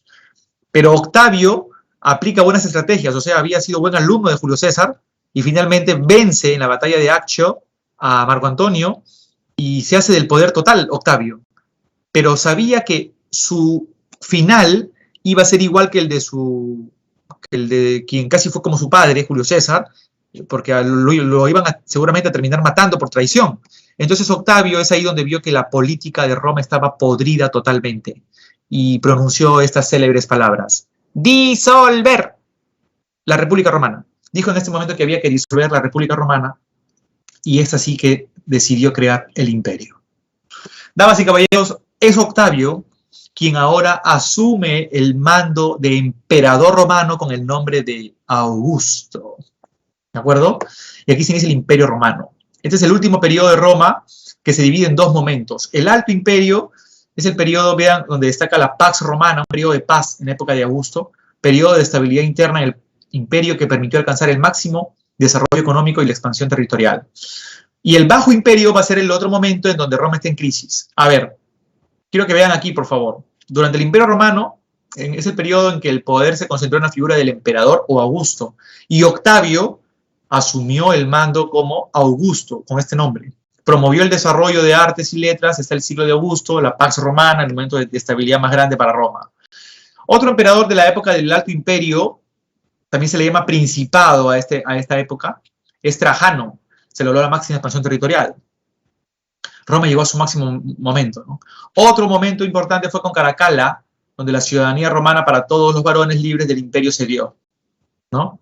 Un momento importante, ¿ya? Pero ¿por qué Roma entró en crisis? Tú me dirás. Bueno, uno, la crisis del esclavismo. El esclavismo estaba en un momento terrible ya. Los esclavos desde la época de la República se rebelaban. Hubieron rebeliones como la de Espartaco a finales de la República, Crixos. Y otro problema importante que Roma tenía era que Roma estaba chocando con varios pueblos de Europa, conocidos como los pueblos bárbaros, por ser extranjeros, así los llamaban los romanos, extranjeros o bárbaros. Y esos pueblos querían lo que Roma tenía: tierras, cultivos, materias primas. Y es por eso que va a empezar un momento de conflicto. Constantino I va a ser el emperador del Bajo Imperio que destaca por la firma del Edicto de Milán. ¿Qué es eso? Dio la autorización para que otros cultos, o sea, otras religiones, empiecen a poder difundirse en Roma. No solamente la religión que Roma había copiado de Grecia, sino también ahora, por ejemplo, el cristianismo. Ojo, el cristianismo es una religión que dio mucho que hablar por el monoteísmo que creaba, ¿no? Claro, copiado de la religión hebrea, ¿no? Obviamente. El poder concentrado en Roma y en el emperador es lo que estableció Constantino. Luego, con Teodosio, el cristianismo se convierte en la religión oficial en Roma bajo la firma del Edicto de Tesalónica. Y con Teodosio tuvo el temor de que Roma se destruyera y es por eso que la dividió en dos. La división del imperio en Oriente y Occidente ante invasiones germanas que se estaban dando y podían terminar, o sea, invasiones bárbaras o germanas que podían terminar con el imperio. Es por eso que se dividió en dos partes. Y la parte que va a terminar cayendo es Occidente. Recuerda, esta es la parte que cayó. ¿Cuándo? En el 476, cuando Rómulo Augusto era el emperador, último emperador de Roma, fin del Imperio Romano de Occidente. Justamente Occidente cayó por la invasión de los érulos, una importante tribu germánica bárbara al mando de Odoacro. Damas y caballeros, cuando Roma cayó por las invasiones bárbaras, terminó la Edad Antigua e inició la Edad Media. Con eso empezamos la Edad Media, con las invasiones germanas. Quiero que entiendan que para los romanos bárbaro era aquel individuo que vivía fuera de las ciudades y fronteras romanas, los limes, por lo tanto no hablaban latín y no tenían costumbres romanas. Quiero que vean por favor este mapa. El Imperio Romano de Occidente está con verde y como Roma venía en un proceso de expansión ya amplio, estaba chocando contra varios reinos, entre ellos los francos, los vándalos, los ostrogodos, los visigodos. Y ojo, estos reinos podrían haberse ido para Asia, pero en Asia se encontraban los hunos, que eran el pueblo más grande de todos, liderado por el gran Atila, también conocido como el azote de Dios, quien llegó a ejercer mucha presión sobre los reinos bárbaros del centro de Europa, también se les llama germanos, y estos terminaron invadiendo Roma. Para los pueblos germanos o bárbaros era muy fácil invadir Roma también porque, ojo, Roma había puesto dentro de las tropas de sus fuerzas militares a muchos de estos pobladores germanos. Y de alguna forma Roma se terminó haciendo harakiri, porque si vas a poner en la defensa, en la protección de tu territorio, principalmente tendrías que poner a ciudadanos de tu propio territorio, o sea, a romanos, no a germanos o bárbaros. Entonces, causas de la migración, bueno, mira, el crecimiento demográfico en Germania, ¿no? Muchos de estos pueblos bárbaros tenían población y por necesidad querían invadir Roma. Uno de esos momentos terribles fue el cambio climático del siglo XIV, donde la agricultura se vino abajo y por la crisis de alimentos esos pueblos quisieron tomar Roma también. La presión de los hunos con Atila jugó un papel fundamental. Las primeras migraciones de los pueblos germanos eran pacíficas. Desde el siglo III, los pueblos germanos ingresaron al imperio siendo incorporados como soldados del ejército romano y había ciertos tratos. Pero después, cuando ya era más urgente la alimentación en estos pueblos y la necesidad, las invasiones fueron violentas. Empezando con los visigodos, quienes derrotaron al imperio romano en la batalla de Adrianópolis en el año 378, y esta zona, que hoy sería España y Portugal, terminó siendo conquistada, o sea, la península ibérica, terminó siendo conquistada por los visigodos. Por eso ustedes saben que la cultura española es visigoda, ¿no? Muy bien. Luego, los reinos germánicos, como pueden ver, terminaron tomando el resto de Roma occidental. Fueron los estados establecidos en Europa de Occidente por los pueblos de habla germánica durante los siglos IV y VI. Estos reinos, por ejemplo, que llegaron a tomar las diferentes partes de Roma occidental son los francos, que llegarían luego a denominarse Francia por la zona que tomaron. Los visigodos, que ya hemos visto, tomaron España, la península ibérica. Los ostrogodos terminarían tomando Italia, la zona de Italia. Los anglos y los sajones, la zona de Gran Bretaña, que son las zonas de las islas británicas. Y los vándalos terminarían tomando el norte de África, que esa zona, recuerda, antes había sido Cartago. Roma le ganó a Cartago en las guerras púnicas, y ahora los vándalos tomaron todo este territorio. Consecuencias. Obvio, el fin del Imperio Romano de Occidente. En este año termina la Edad Antigua y empieza la Edad Media. Es más, el tema que estamos haciendo de las invasiones germanas o bárbaras forma el primer tema de la Edad Media. Ojo, surgieron las lenguas romances. O sea, surgió el portugués, el español, el húngaro, el italiano, el francés. Y eso gracias a las lenguas que hablaban los pueblos bárbaros que se mezclaron con el latín. Ustedes habrán escuchado que cuando alguien quiere aprender varios idiomas, siempre profesores de idiomas le dicen, ¿no? Lo primero que tienes que aprender es hablar latín, porque el latín es el tronco de todas las demás, pues, lenguas, ¿no? Bueno, está la difusión del cristianismo. Como ustedes ya vieron, desde la época ya de Teodosio, se había establecido como culto oficial el cristianismo en Roma. Y el cristianismo también pasó a ser parte de estos reinos germanos que se establecieron acá como religión oficial. Y la economía, chicas, chicos, se volvió rural, una economía de campo, una economía mucho más, digamos, en función a lo agrícola. Dejó el esclavismo de surgir, y esto es el antecedente ya de lo que va a ser el feudalismo más adelante. A ver, la Edad Media es un periodo, chicas, chicos, de 1000 años de historia, son 10 siglos. Quiero que entiendan algo muy importante.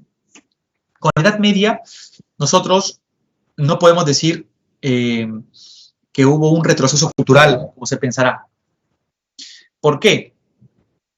Porque vamos a ver algunos imperios, como por ejemplo ahorita el Imperio Carolingio, o después el Imperio Árabe, o lo que sobrevivió de Roma, el Imperio Romano de Oriente, o el Imperio Bizantino, que llegarían a desarrollar un aspecto muy importante a nivel científico y cultural, por lo que la Edad Media no la podemos colocar con ese cliché de que es un momento donde hubo abandono de ciencias y de artes, todo porque Grecia y Roma ya no existían. Mucho cuidado.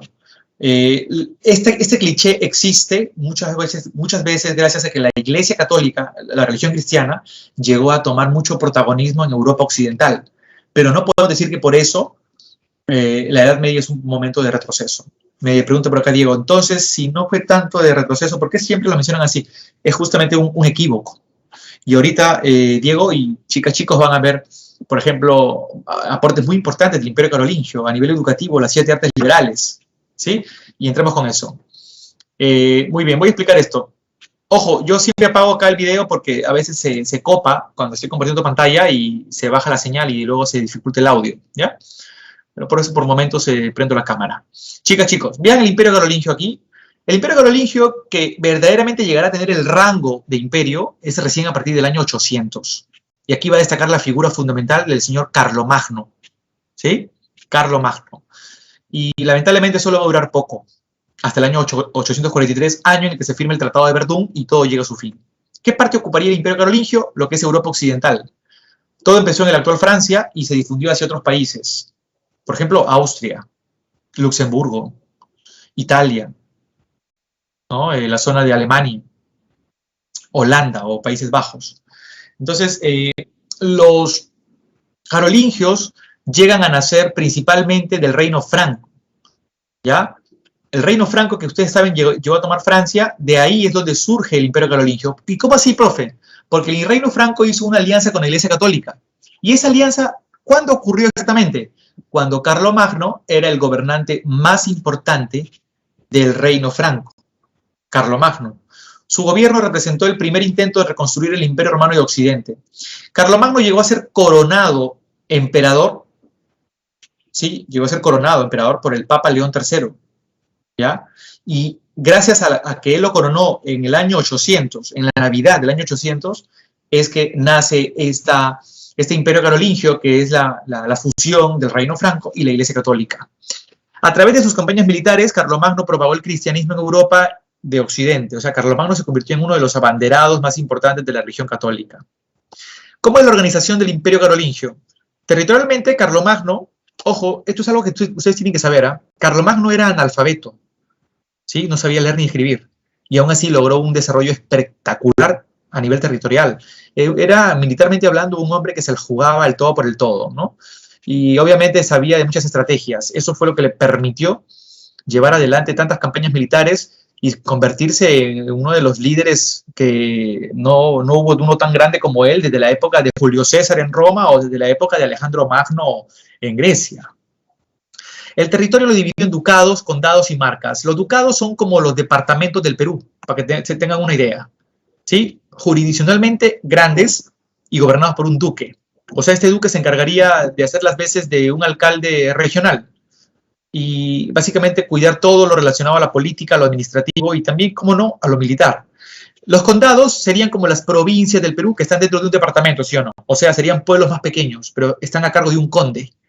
Y el conde tiene las mismas obligaciones que el duque, pero a una escala menor, porque su jurisdicción es más pequeña.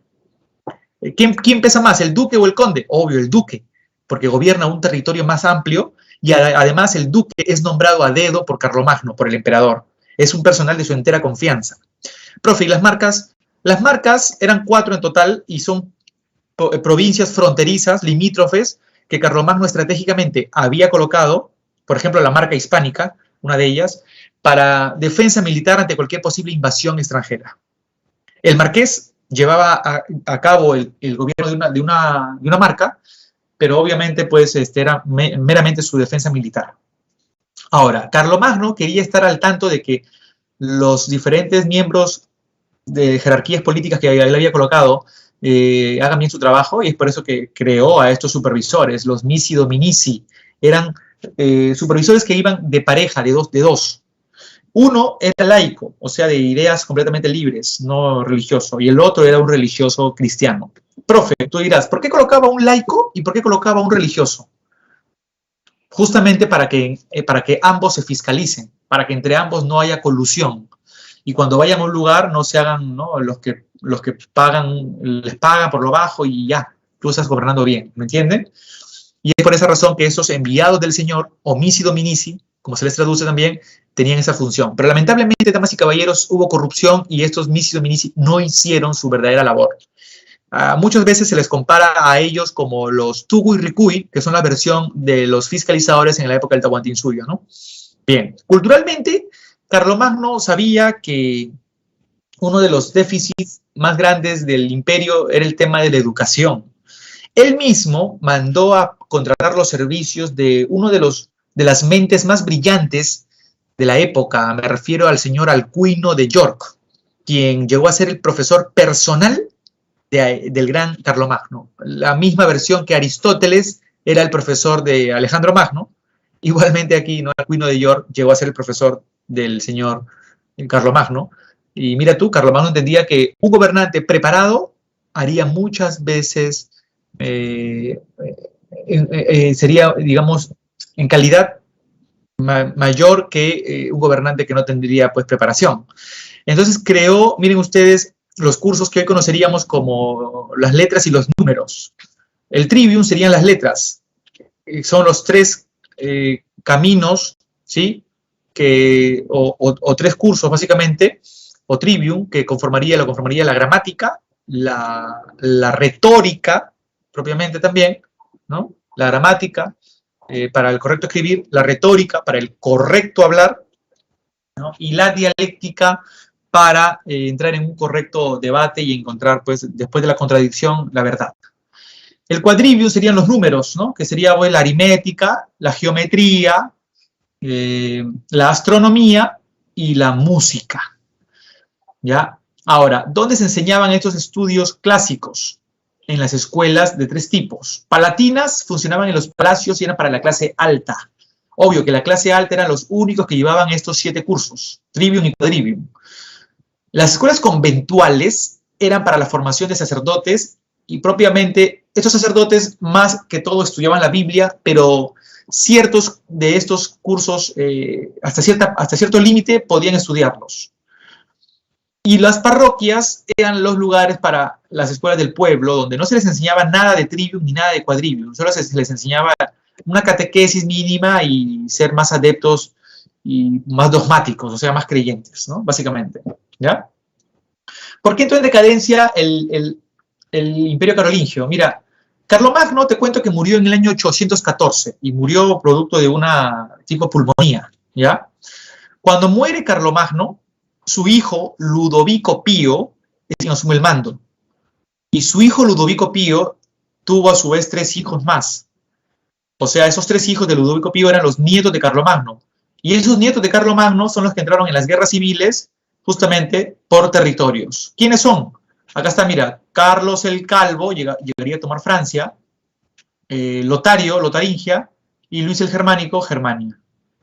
Pero la Iglesia Católica también recibió su tajada. En el Tratado de Verdún, que es al costado, la Iglesia Católica llegó a tomar los estados pontificios, que hoy sería parte de lo que viene a ser, ¿no? La Iglesia Católica allá en el Estado Vaticano.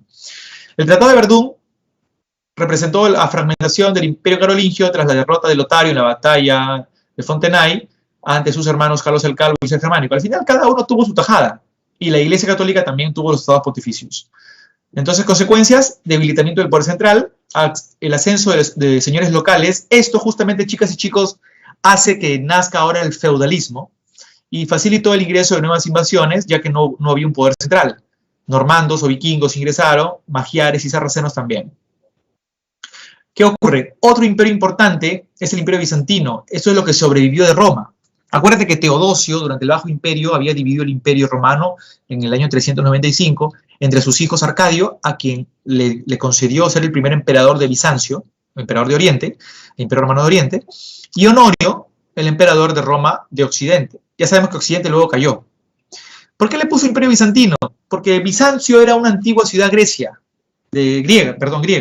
y es ahí pues donde pasó a denominarle por esa razón Imperio Bizantino o Imperio Romano de Oriente, cuya capital sería Constantinopla. Como ven aquí, Constantinopla, debido a su estratégica ubicación en el estrecho del Bósforo, se convirtió en el nexo comercial entre Oriente y Occidente, o sea, entre Asia y Europa. ¿Qué características tuvo el Imperio Bizantino? A nivel político, el César también ocupó las veces de papa, o sea, emperador papa.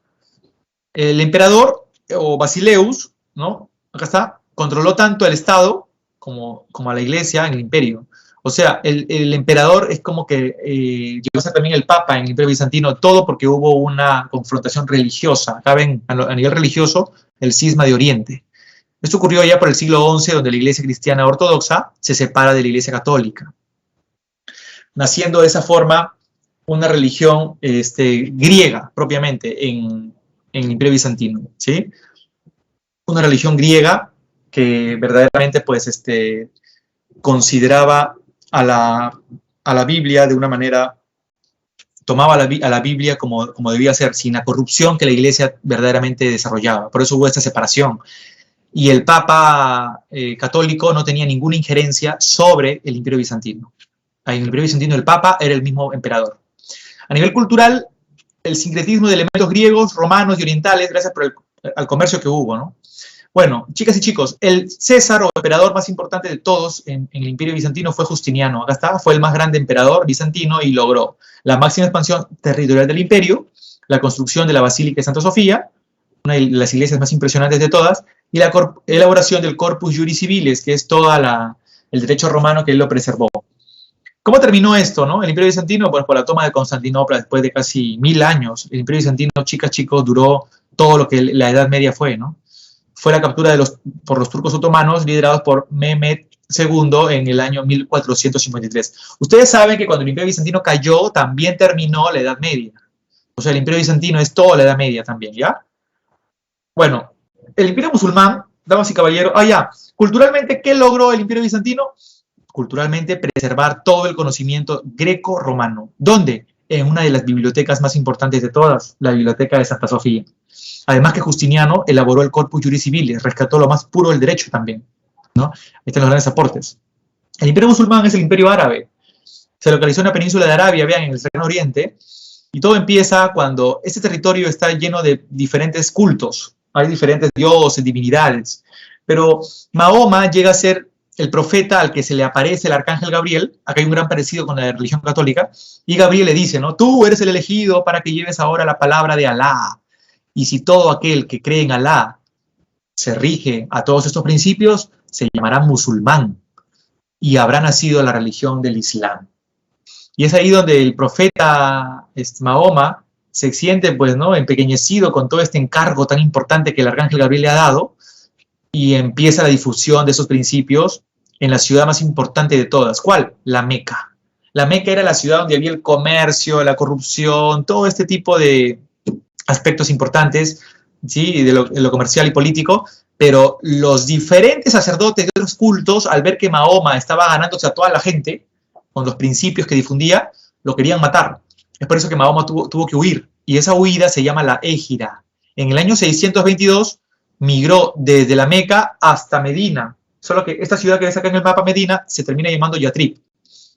Y una vez que logra esta huida, difunde más los principios y logra la unidad política y comercial de toda la península de Arabia. Todos deciden convertirse ahora en islamitas, creen en el Islam, o sea, creen en Alá. Acuérdate que el libro más importante, como ves aquí, de esta religión del Islam es el Corán, libro sagrado. Y hay 5 pilares importantes. ¿Cuáles son esos 5 pilares importantes? 1, la oración. Mínimo 3 veces al día. 2, la limosna. Hay que dar limosna para que se construyan templos o mezquitas. 3, el ayuno. Hay que ayunar porque el cuerpo que tú tienes no es tu cuerpo. Alá te lo ha prestado momentáneamente. 4, tienes que estar, pues, dispuesto a la peregrinación y orar en diferentes iglesias, ¿no? Y obviamente, pues, si es que alguien no quiere creer en la palabra de Mahoma, aquí hay un tema, chicas, chicos, se aplica el yihad. ¿Qué es eso, profe? El esfuerzo en la defensa y la propagación de la ley de Alá. Si es que alguien se decide a no creer en nada de esto, se llega, pues, a aplicar la versión de la guerra santa cristiana, o sea, matar a los que no quieren creer, ¿no? Bueno, ¿cuál es la organización social, política, disculpen, dentro del imperio musulmán? Mira, el califa es el jefe político y religioso, es la versión del papa, ¿ya? El gran visir es el primer ministro, aquel que asume un cargo importante dentro del imperio musulmán. Y el valí es el gobernador de provincia, que asume un cargo importante en una provincia. Ahora, hubieron varios califatos porque hubieron familias que se pelearon por el cargo más importante de califa, ¿no? A la muerte de Mahoma nace el califato ortodoxo, cuya capital estaba en Medina, y es acá donde se inició la expansión. Hubieron varios califas ahí continuadores, todos eran familia de Mahoma. Pero luego los omeyas tomaron el control en Damasco, y con ellos se logró la máxima expansión territorial. Los omeyas tomaron el poder. Y finalmente los abásida, la capital estuvo en Bagdad, y con ellos hubo un esplendor cultural impresionante. Dentro de las partes culturales destacó en filosofía Averroes, con comentarios de Aristóteles, en álgebra, Al-Juarizmi, el compendio del cálculo, medicina, Avicena, del canon de la medicina, etcétera, etcétera, etcétera. Damas y caballeros, toda esta etapa fue la etapa del feudalismo, a raíz sobre todo en la Edad Media de la desintegración del imperio carolingio.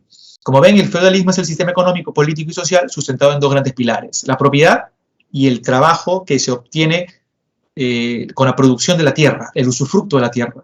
Las relaciones de dependencia personal es el vasallaje y la servidumbre. Quiero que vean aquí, por favor, los estamentos sociales, donde está la nobleza, que son los velatores, el clero, los oradores, y el que trabaja toda la tierra es el pueblo llano o los laboradores, ¿no? ¿Cuáles son las causas para que nazca el feudalismo? Ya te expliqué, la desintegración del imperio carolingio y las invasiones bárbaras del siglo IX. Políticamente está fragmentado a nivel territorial en múltiples soberanías, socialmente la economía es rural y la economía está basada en la producción para el autoabastecimiento de cada feudo. La relación más importante es la del vasallaje, donde el señor feudal, dueño de la tierra, que es un noble libre, le da la investidura entregándole el beneficio, que es el feudo, ¿a quién? Al vasallo. ¿Quién es el vasallo? El vasallo es un hombre de linaje, de abolengo, de apellido, pero no tiene tierra. Entonces es un noble libre subordinado a un señor, quien en señal de que él le va a responder muy bien al señor feudal, el vasallo le jura el homenaje al señor feudal. Es el juramento de fidelidad. Acá está entonces el señor feudal con la corona, vean ustedes, y acá está el vasallo, quien se arrodilla ante él, y es ahí donde se da esta relación, ¿no? Ahora el vasallo puede vivir en el palacio del señor feudal, y el señor feudal va a estar patas arriba, esperando que el vasallo haga todo el trabajo de administrar todo ese feudo, ¿ya? La propiedad territorial del señor feudal, entonces, es el feudo. Está dividido en parcelas, entre mansos, que son las tierras para los siervos, y las reservas son las tierras para el señor feudal. Los siervos son los campesinos que trabajan adscritos al feudo. Chicas y chicos, finalmente, en la Edad Media se dan las cruzadas, que son estas campañas militares que van a enfrentar a los cristianos, o sea, católicos, contra los musulmanes, o sea, contra los árabes o islamitas. ¿Y a raíz de qué? De que los señores feudales de Europa querían más tierras, y esas tierras estaban en Asia, pero había un problema. En Asia, en la península arábiga, están los islamitas, entonces hay que enfrentarlos. El pretexto fue recuperar Tierra Santa, que había sido tomada por los turcos seljúcidas el año 1076, pero en realidad el trasfondo era económico. Al final, las causas para las cruzadas es la expansión del sistema feudal, el deseo de la iglesia por recuperar prestigio y reunificar el clero, ya que la religión árabe había avanzado mucho, el interés de los señores feudales por obtener tierras en el cercano oriente y la presión también demográfica por el crecimiento de la población europea. Y también había una necesidad de abrir nuevas rutas comerciales en el Mediterráneo. De las campañas militares, que fueron 8 en total, todas fueron derrotas para los cristianos, a excepción de la primera, que se dividió en 2 etapas, que es la cruzada popular, donde los cristianos perdieron, y la señorial, donde los cristianos ganaron. ¿Sí? Fue la única que tuvo éxito, la etapa señorial, nada más. La más interesante fue la tercera cruzada porque participaron reyes o señores feudales importantes como Ricardo I, Corazón de León, quien firmó el pacto de Siria con el sultán Saladino. Pero ¿qué consecuencias trajo consigo todo esto de estas cruzadas? Dato importante, ¿no? Fueron convocadas por Urbano II en el concilio de Clermont en el año 1095. ¿Qué consecuencias trajo consigo todo esto? Chicas, chicos, la recuperación comercial del Mediterráneo, un contacto cultural entre Oriente y Occidente gracias a que hubieron rutas que se tejieron a lo largo de todos estos 250 años de cruzadas, de ir de un lugar a otro, hubieron rutas que se tejieron. Así fue decayendo el poder feudal y se fortaleció el poder de los reyes monárquicos. Chicas, chicos, se nos fue el tiempo y acá está esta línea de tiempo para que le tomen un screenshot y estos ejercicios para que ustedes puedan reforzar. Les estoy dejando las claves en este preciso momento en su chat. Así es que atentos por aquí, por favor. Así es, muchísimas gracias. Me pasé 5 minutitos y aquí les estoy dejando las claves del chat. Creo que hoy hemos hecho demasiados temas, pero ya terminamos. Aquí están las claves. A ver, anótenlas, por favor. A ver, por favor, aquí se las voy a dejar en el chat.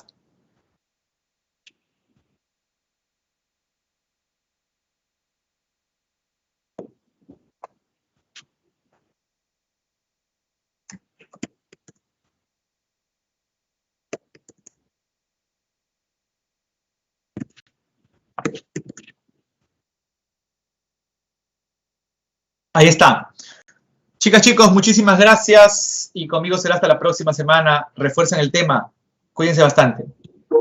Hasta la próxima.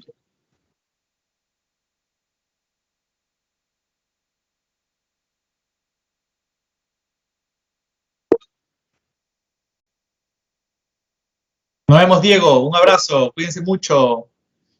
Nos vemos por aquí a Agustín. Arelis, hasta la próxima, hasta la próxima. Nos vemos, María Fernanda.